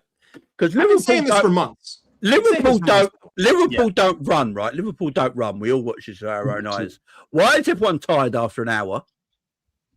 You know, Well, you know, that's a great point, Jamie. That's a Why is great everyone point. tired? That's a Because they're great point. bored, like us. No, listen. The unintended consequence of this, which people don't seem to be able to wrap their head around, is that if you are doing a task at a 3 out of 10, and all of a sudden the speed of that task is now at a 10 out of 10, are you going to be able to adjust on a dime like that? No. Are you going to be able to go from a 3 out of 10? Like it's such a basic concept. If Liverpool play slow and all of a sudden the game goes from slow to as fast as it can possibly be, how often are you going to be able to make that jump? And then that's why we look so vulnerable. Like ultimately the way that we possess the ball is indicative of the way that we transition in defense. We move slow, we get back slow. And even if we do cut it out, well, how often are you going to be able to go from a 3 to a 10? How often are you going to be able to go from a 2 to a 10 or a 1 to a 10 at times? So, you know, the walking thing, that's one thing. I mean, everyone knows if we have the ball in your final third, you can kick back, smoke a J, you know, prop up the fucking beach chair. You don't got to move. You know, defenses don't have to move. All you got to do is stick 5 guys in the box because guess what? Ekitike and Soboslai are going to be hugging each other and kissing each other on the penalty spot, not doing jack shit. Cody Gakpo is going to be isolated by himself, and Robertson's just going to be there saying, hey, if you get bored, I'm here, and I can give it right to Virgil. So the walking is just one piece. It's about the pace that we play and the fact that no one is even looking to make a run. No one's looking to drag a defender. And if someone does make a run like McAllister does, the fucking fraud, he's 60 yards away from the ball, and he's calling for you to play a 70-yard pass into the box. Oh, that's sustainable. Big up McAllister, the World Cup winner. Absolutely. You know what? I read that Real Madrid are calling. Fucking sell him today. Yeah. Sell him today. Yeah. Sell him tonight. Sell him. Get him out of the club tonight. I talked about this on my show a while ago, and I always thought that we might have sacrificed the training regime, like the fitness of the team, to be able to keep all the players fit last season, because we had an unprecedented amount of fitness last season. We hardly got anybody injured, and we kind of tailed off towards the end. And maybe this has caught us up because we haven't looked much better. Like, we don't run as much, we don't press as much, we don't close down as much, we don't win as many tackles as we used to. Like, and we're also starting to, all the players are looking shagged after like 60 minutes. And they don't even run. We've also They got don't a even number of move. players that don't finish games. they get subbed every single game. They Like, don't it move. could be an element of that's what's happening in training. We're not doing. Have the you seen our hard training yards in the videos? We play training. fucking spike ball and bingo. You got Virgil know. van Dijk. Yeah. Oh, That's a good- F14. yeah, that's a good point. Bingo. And it's just like spike ball and It's connect stupid. 4. It's like they're smiling. I look at these training videos. These guys are happy. I'm like, the fuck are you happy about? You Sure. absolute disgrace. The worst title defense. Absolutely. The worst first 19 games of a title defense I've ever seen. And you're fucking smiling in training. How are you not pissed off? How are you not angry every fucking day that you go to work? And you got to look at these guys and say, we are fucking shit. But you know what? I'm getting paid. I'm getting paid. Maybe they have an angry bash out before they go into work. You know what I mean? On that note, they got to- Show me something. let me just get through this. I want to talk about the Fulham game. I couldn't We help just myself, signed- Jenny. I'm sorry. We just signed the teenage centre back for the summer. I've never wished on us to lose, but the only way this bald fraud is fired is we don't get Champions League next season. Oh. So you don't even have to wish, Nasser. We got Fulham and Arsenal coming up, so brace yourself. I literally called Cody Gakpo the best left winger in the league last season. So did I. I don't even badmouth him. I know what I said last season, just slot structure. Yeah, the problem is competition. Diaz was for left always wing in the better. league is dead. Bring Stevie back is like when we brought back Kenny, and guess what? I enjoyed the shit out of the Kenny 6 months. And we got to the Carabao Cup final and we beat Cardiff. And we got to the FA Cup final. We lost to fucking Didier Drogba bullying Jose Enrique. Right. But we watched were that. still fun at least. Go It hire was me fun. anyone alive. Anyone alive. Andy Carroll scored the winner against Yeah. Everton. When Craig I was Bellamy there moved for that. the That ball was forward. over the line. That Go was get over me the Thiago line. was in line. Alcantara. That was in Go line get at Thiago Wembley. out of Andy Carroll Barcelona. had him. Go get me Thiago Alcantara. He can come coach this. He can come coach us for a year. Go get me Thiago. Go get me a real controller. I agree. Have him come I agree. coach us. He doesn't need to be at Barcelona. You're good. You know, I'll give you some money. You'll be fine. Thoughts on City moving in for LFC target Gahey? You know, Gahey. What happened? It don't even matter. I don't even care no more. I mean, listen, That's where listen. I am. I don't even care. Jamie, I know that you stand by this gentleman's agreement, and I hear you. But Yeah, at the end of the day, business is business, and Gahey is a man of God, so I respect Yeah. himself. well, Gahey is a man of what God. I'm trying to His dad tell is a you, priest. shit He gave changes. the word. It's done. Shit changes, and guess what? Shit changes. You know, Money- like money that's talks. just not life. And, Guys, and I'll be honest with ultimately, you, Changes color too. Us signing the 17 random centre back is just because Nalo and these guys in the academy are shit. Zidane, Diego Simeone, or Nagelsmann to replace Slot. I don't want Simeone anywhere near. Zidane's going to Liverpool. France. Zidane, Oh, I love Nagelsmann. I'd like Nagelsmann because he'll play that No. sort of clock football at Liverpool. But Nagelsmann isn't going to be available until August. So even if you do go for Oh, Nagelsmann, you're not going to have a preseason. You're not. But Slot, he's- the only way Slot gets sacked this season if one of them two managers, him or Xabi Alonso, comes available. Otherwise, he won't get sacked. If Xabi Alonso comes to this football club, I'm done. I'm done with YouTube for his tenure. I don't think Alonso is going to help us at all. I really. Yeah, don't. I'm done with it. I will I listen like to you until he we'll leaves. discuss, we'll debate this. I don't want a another day. sacked manager to come into our club. That's Nagelsmann, I'd be all right with. I'd be all right with Nagelsmann. He's up and down at least, you know what I mean? It's not side to side shit, you know? Yeah, Klopp- he knows how to get the best out of Wirtz. Yeah, exactly. Yeah. Klopp used prioritized fitness and speed. I bet Slot doesn't like them running. He sucked all the speed and fitness out. He doesn't like them running. Brother, he doesn't like them attacking either. He doesn't like them defending. He doesn't like them controlling. We are just out there vibing on the football pitch. And guess what? It's bad energy as well. It ain't even good energy. Appreciate you, Aries. Listen, appreciate every single one of you guys. Thank you guys so much for being here. We're not going to end, K-Mac. You want to go?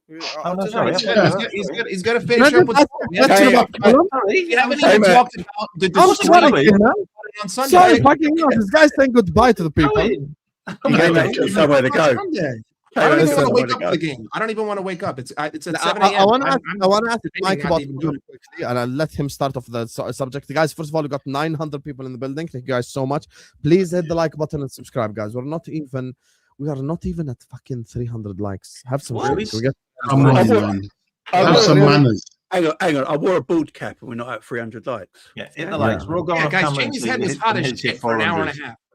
Yeah, Kim come on. did say he was going to take that off because he was going to be sweating balls over there. But hey, Yeah. I've got another ball cap on. Don't worry about it.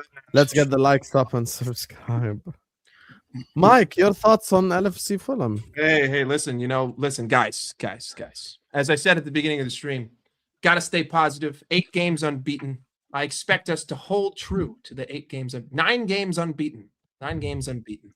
I'm expecting to see some slow, scintillating football, right? Some slow, lethargic, scintillating magic.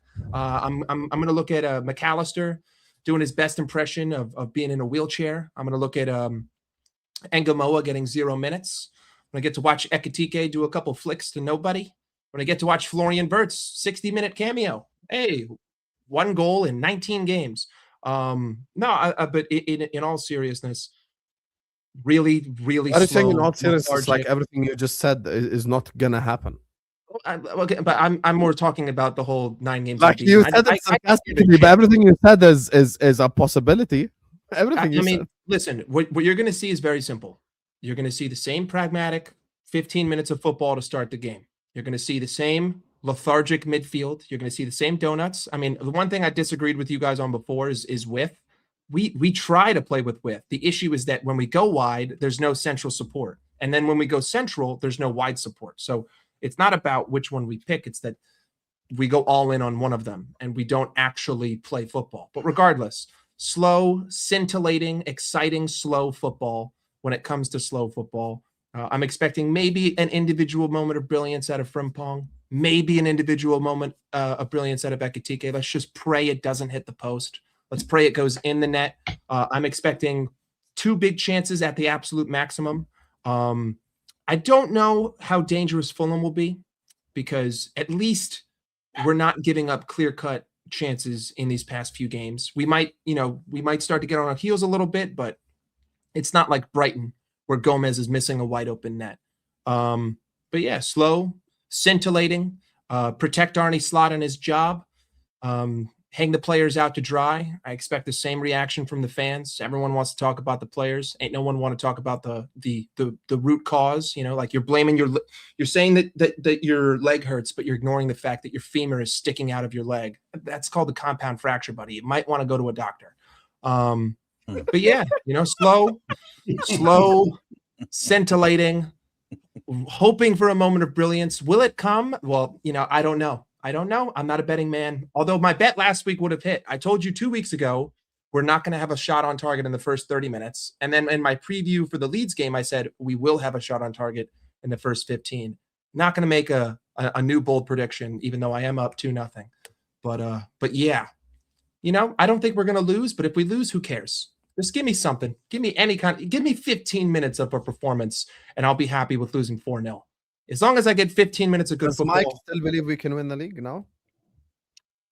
I never said I did. The whole point of bringing that up was to prove to you that everything is lost and that you need to stop worrying about results. The whole point of saying 19 and 20 is that you need to get rid of this result based. Can I ask you a question publicly, legit? Why does the transition season stuff annoy you? I want you to explain it. Because it is the biggest crock of shit of all time. First and foremost, for the majority of this season, you've had 9 players in the starting 11 that were here last year. You've had your core in the starting 11 that was here last year. Completely inconsequential. I'm not starting 5 new players every week. At most, it's been Wirtz and Ekitike, or Wirtz and Isak, or Kirkes and Isak, or Frimpong and Isak, or whatever. Not to mention the fact that players coming in has nothing to do with the way that we play football. If you have an ability to view the game with any sort of tactical analysis, you would understand that there is no player on planet Earth in the history, both dead or alive, that could make this system, this specific system, function to the level where you can guarantee yourself silverware. And when you spend £500 million, you spend £500 million to guarantee it. You don't spend £500 million to say, hey, I'm going to go for it. No, that's a just guarantee. To clarify. I agree with Mike, but I wanted him to explain it because I think this whole transition season thing is just an excuse people use. It's completely an excuse. Completely an excuse. Dean, do you look forward to the Fulham game? It's going to be exactly what Mike says. It's going to be slow, build up. It's going to be brilliantly slow. Somehow, some magic, maybe Ekitike, we're going to score 1-0 up. But because Liverpool's got great sportsmanship, we'll give away a needless corner and they'll equalise. And then 1-0. But I'm not looking forward to it. No, but I have to watch it because I'm a Liverpool fan. I can't not watch it, so I'm gonna have to watch it. Unbeaten. Unbeaten in 9 games or 10 games. So yeah, I'm going for a 1-1. Wonderfully slow game. Wonderfully same amount of goals we always concede from a corner. It's gonna be brilliant. We sacked the set piece coach, but it's gonna be the same goal we concede. Trust me. Trust me. You can put your bets on that today. Trust me. You win some money.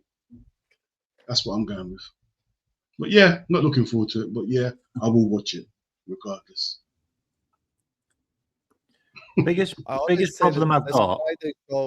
This Friday show is supposed to be therapy, but I do this Friday show and I get more depressed. It's The crazy. biggest problem I've got.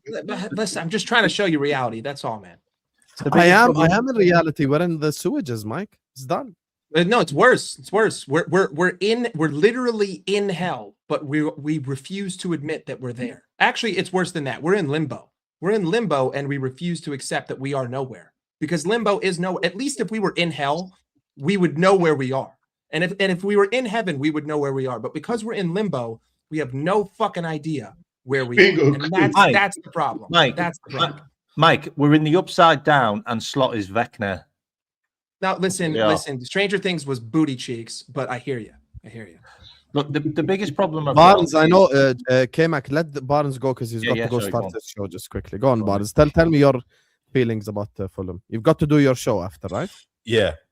Craven Cottage don't play well there. And I agree. Slow build up, molassin passing, ticky-tacky foolishness that we've been seeing the last couple of games. Flick here, flick there. I could see another 0-0 freaking game, to be honest with you. I honestly can. Did you know that was our first 0-0 in 2 years? Did you know that was our first 0-0 draw in 2 years? Listen, I can be honest. This manager's this head coach so passive. He don't want to lose a game, and he'd be good to be unbeaten in nine straight. So it ain't gonna be a fun watch.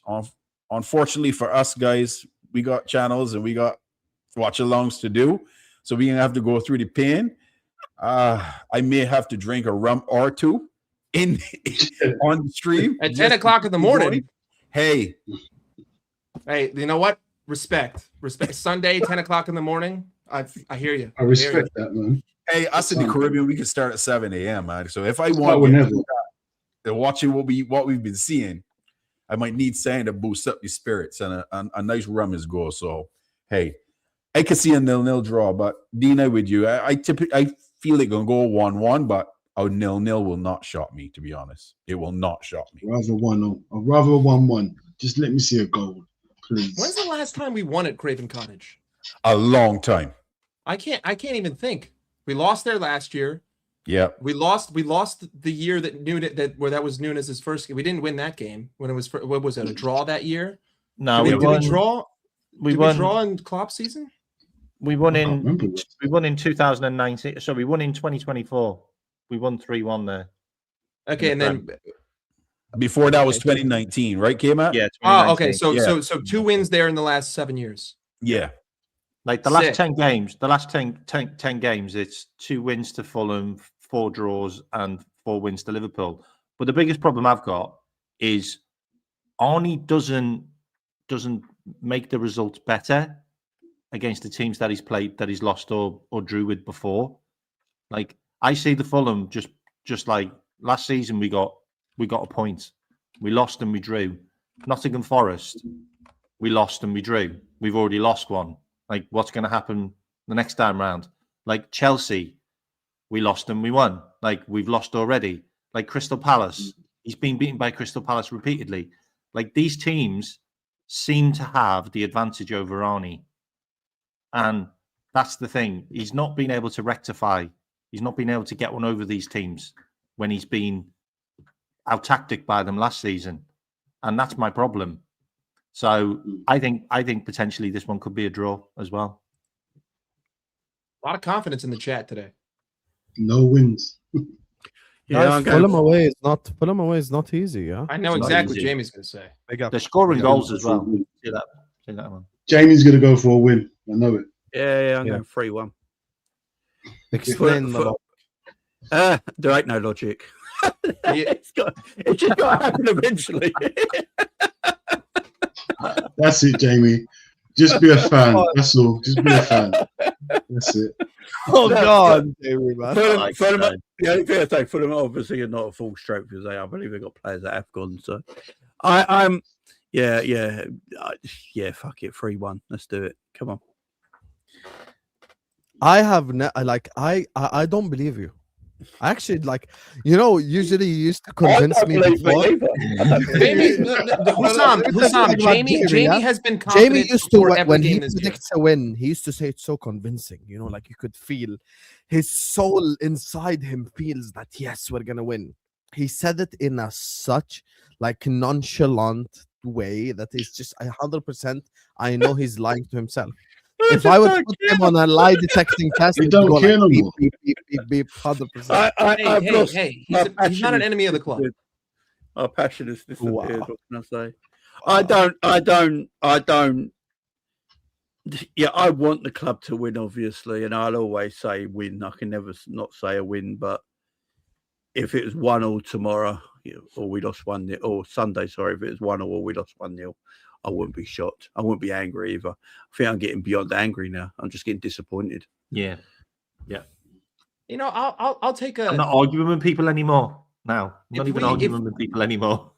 if we play super fast pace, silky smooth, good football, and we just miss our chances and we lose this game, I'll be the happiest.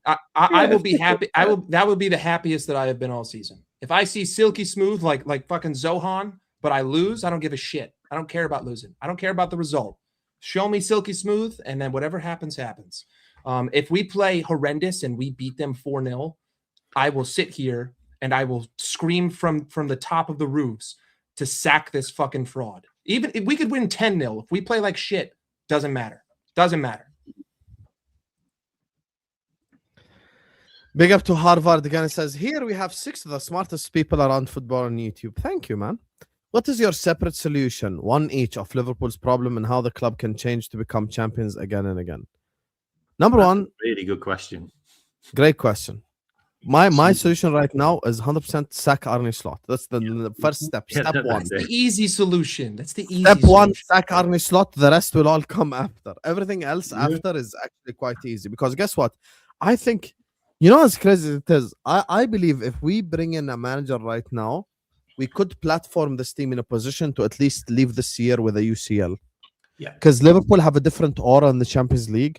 We have an underdog feeling about us this season. We've got players who are perfect on the counter-attack. We've got high-intensity players, high-level players. We've got moments players who can win us games. I actually think if we get a good coach and a good manager, like someone who can motivate these players to play out of their skins, I think we can definitely go deep in the Champions League or win it. 100%. But we've got to get someone else. I think the players as well are bored and tired. Because, make no mistake, the players are bored and tired just as much as we are. This is not just an us of 5 on the panel thing. You could hear the moans and groans at Anfield. And Tom spoke about it in the post-match. He's like, the manager loses Anfield. It's time to go soon. It's the reality. It's a problem. It's a massive problem that he hasn't lost Anfield yet. And my solution is take everyone over the age of 60 and just stick them up at the top of the Anfield Road section. And everyone who sits in the lower bowl has to be making a certain decibel amount of sound for the entire game. There's just a steward that's walking around with a decibel reader. And if you're not making noise, well, then you're going up to the top. And we're taking someone up from the top and we're bringing him back down because we are a library. That stadium is the least intimidating stadium in all of Europe. We make no noise. We make noise twice a year. Arsenal at home and City at home. That's it. Or maybe if we happen to play Real Madrid, but that's European. European doesn't really matter, right? Premier League is what is the staple of Anfield, at least for right now, since we just won the Premier League. So my solution would be get all the people who make no noise, get all the people who don't know what they're talking about, and stick them up at the top of the arena. And anyone who wants to actually cheer, well, they're more than welcome to sit at the bottom. And let's actually make Anfield an atmosphere rather than a fucking library that you could hear a mouse fart in.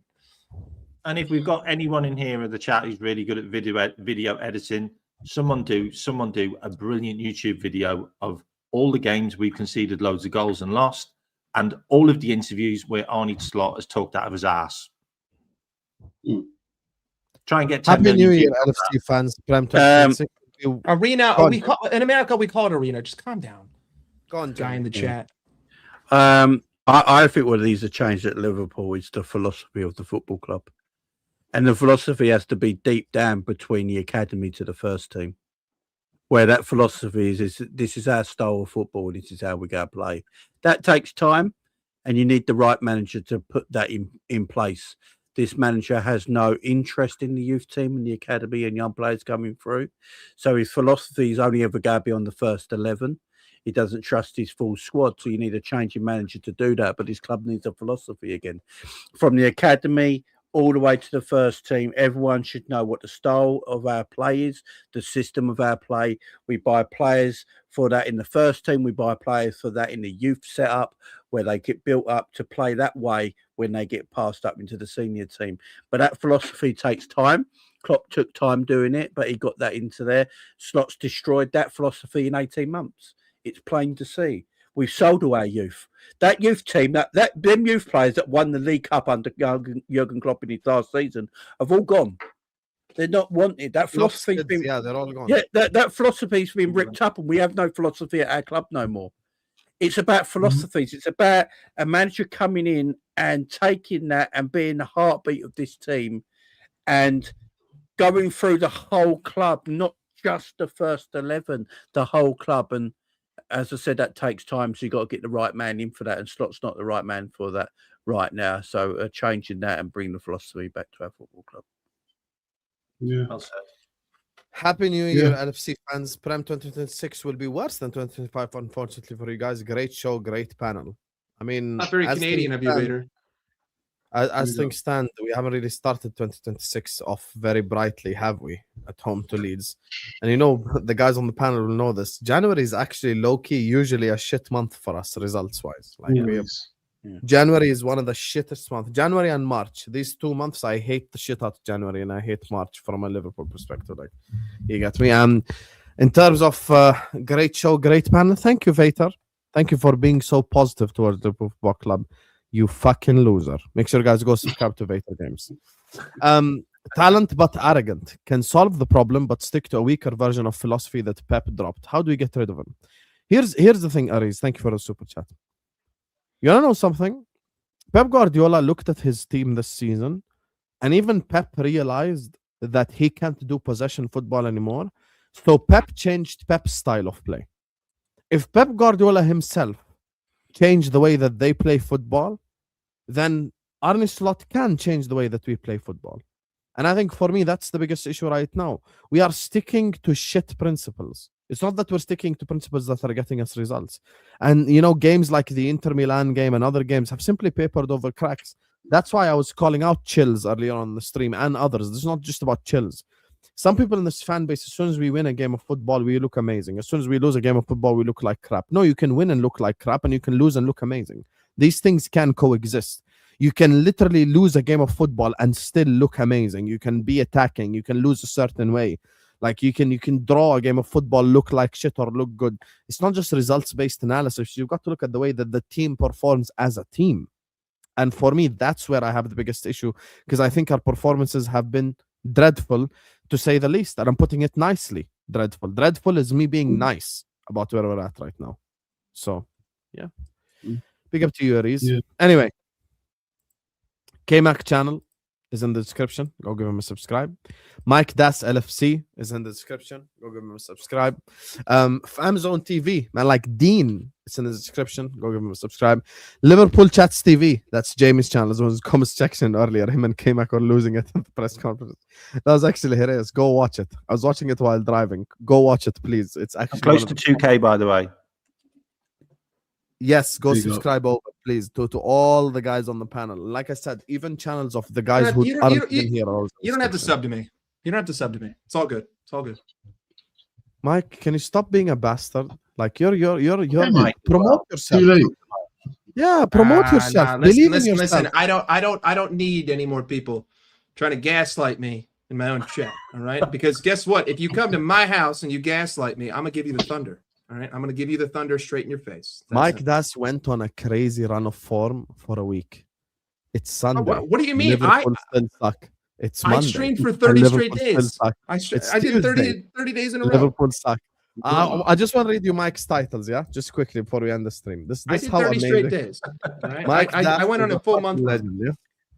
Watch this. This is when Mike first started streaming. Yeah, this has nothing to do with like I'm Edgy talking. Mike. Edgy Yes, Mike tackles. I'm talking about the whole suck run. Yeah, watch this. His first, he did Liverpool Brentford. Okay, the streams after that. We are going nowhere fast. Liverpool lose again. Then this is where the run starts. Here's why loser pool suck. It's Monday. Liverpool still suck. It's Tuesday. Liverpool still suck. Will we suck tomorrow? Watch along. It's Wednesday. Will Liverpool lose again?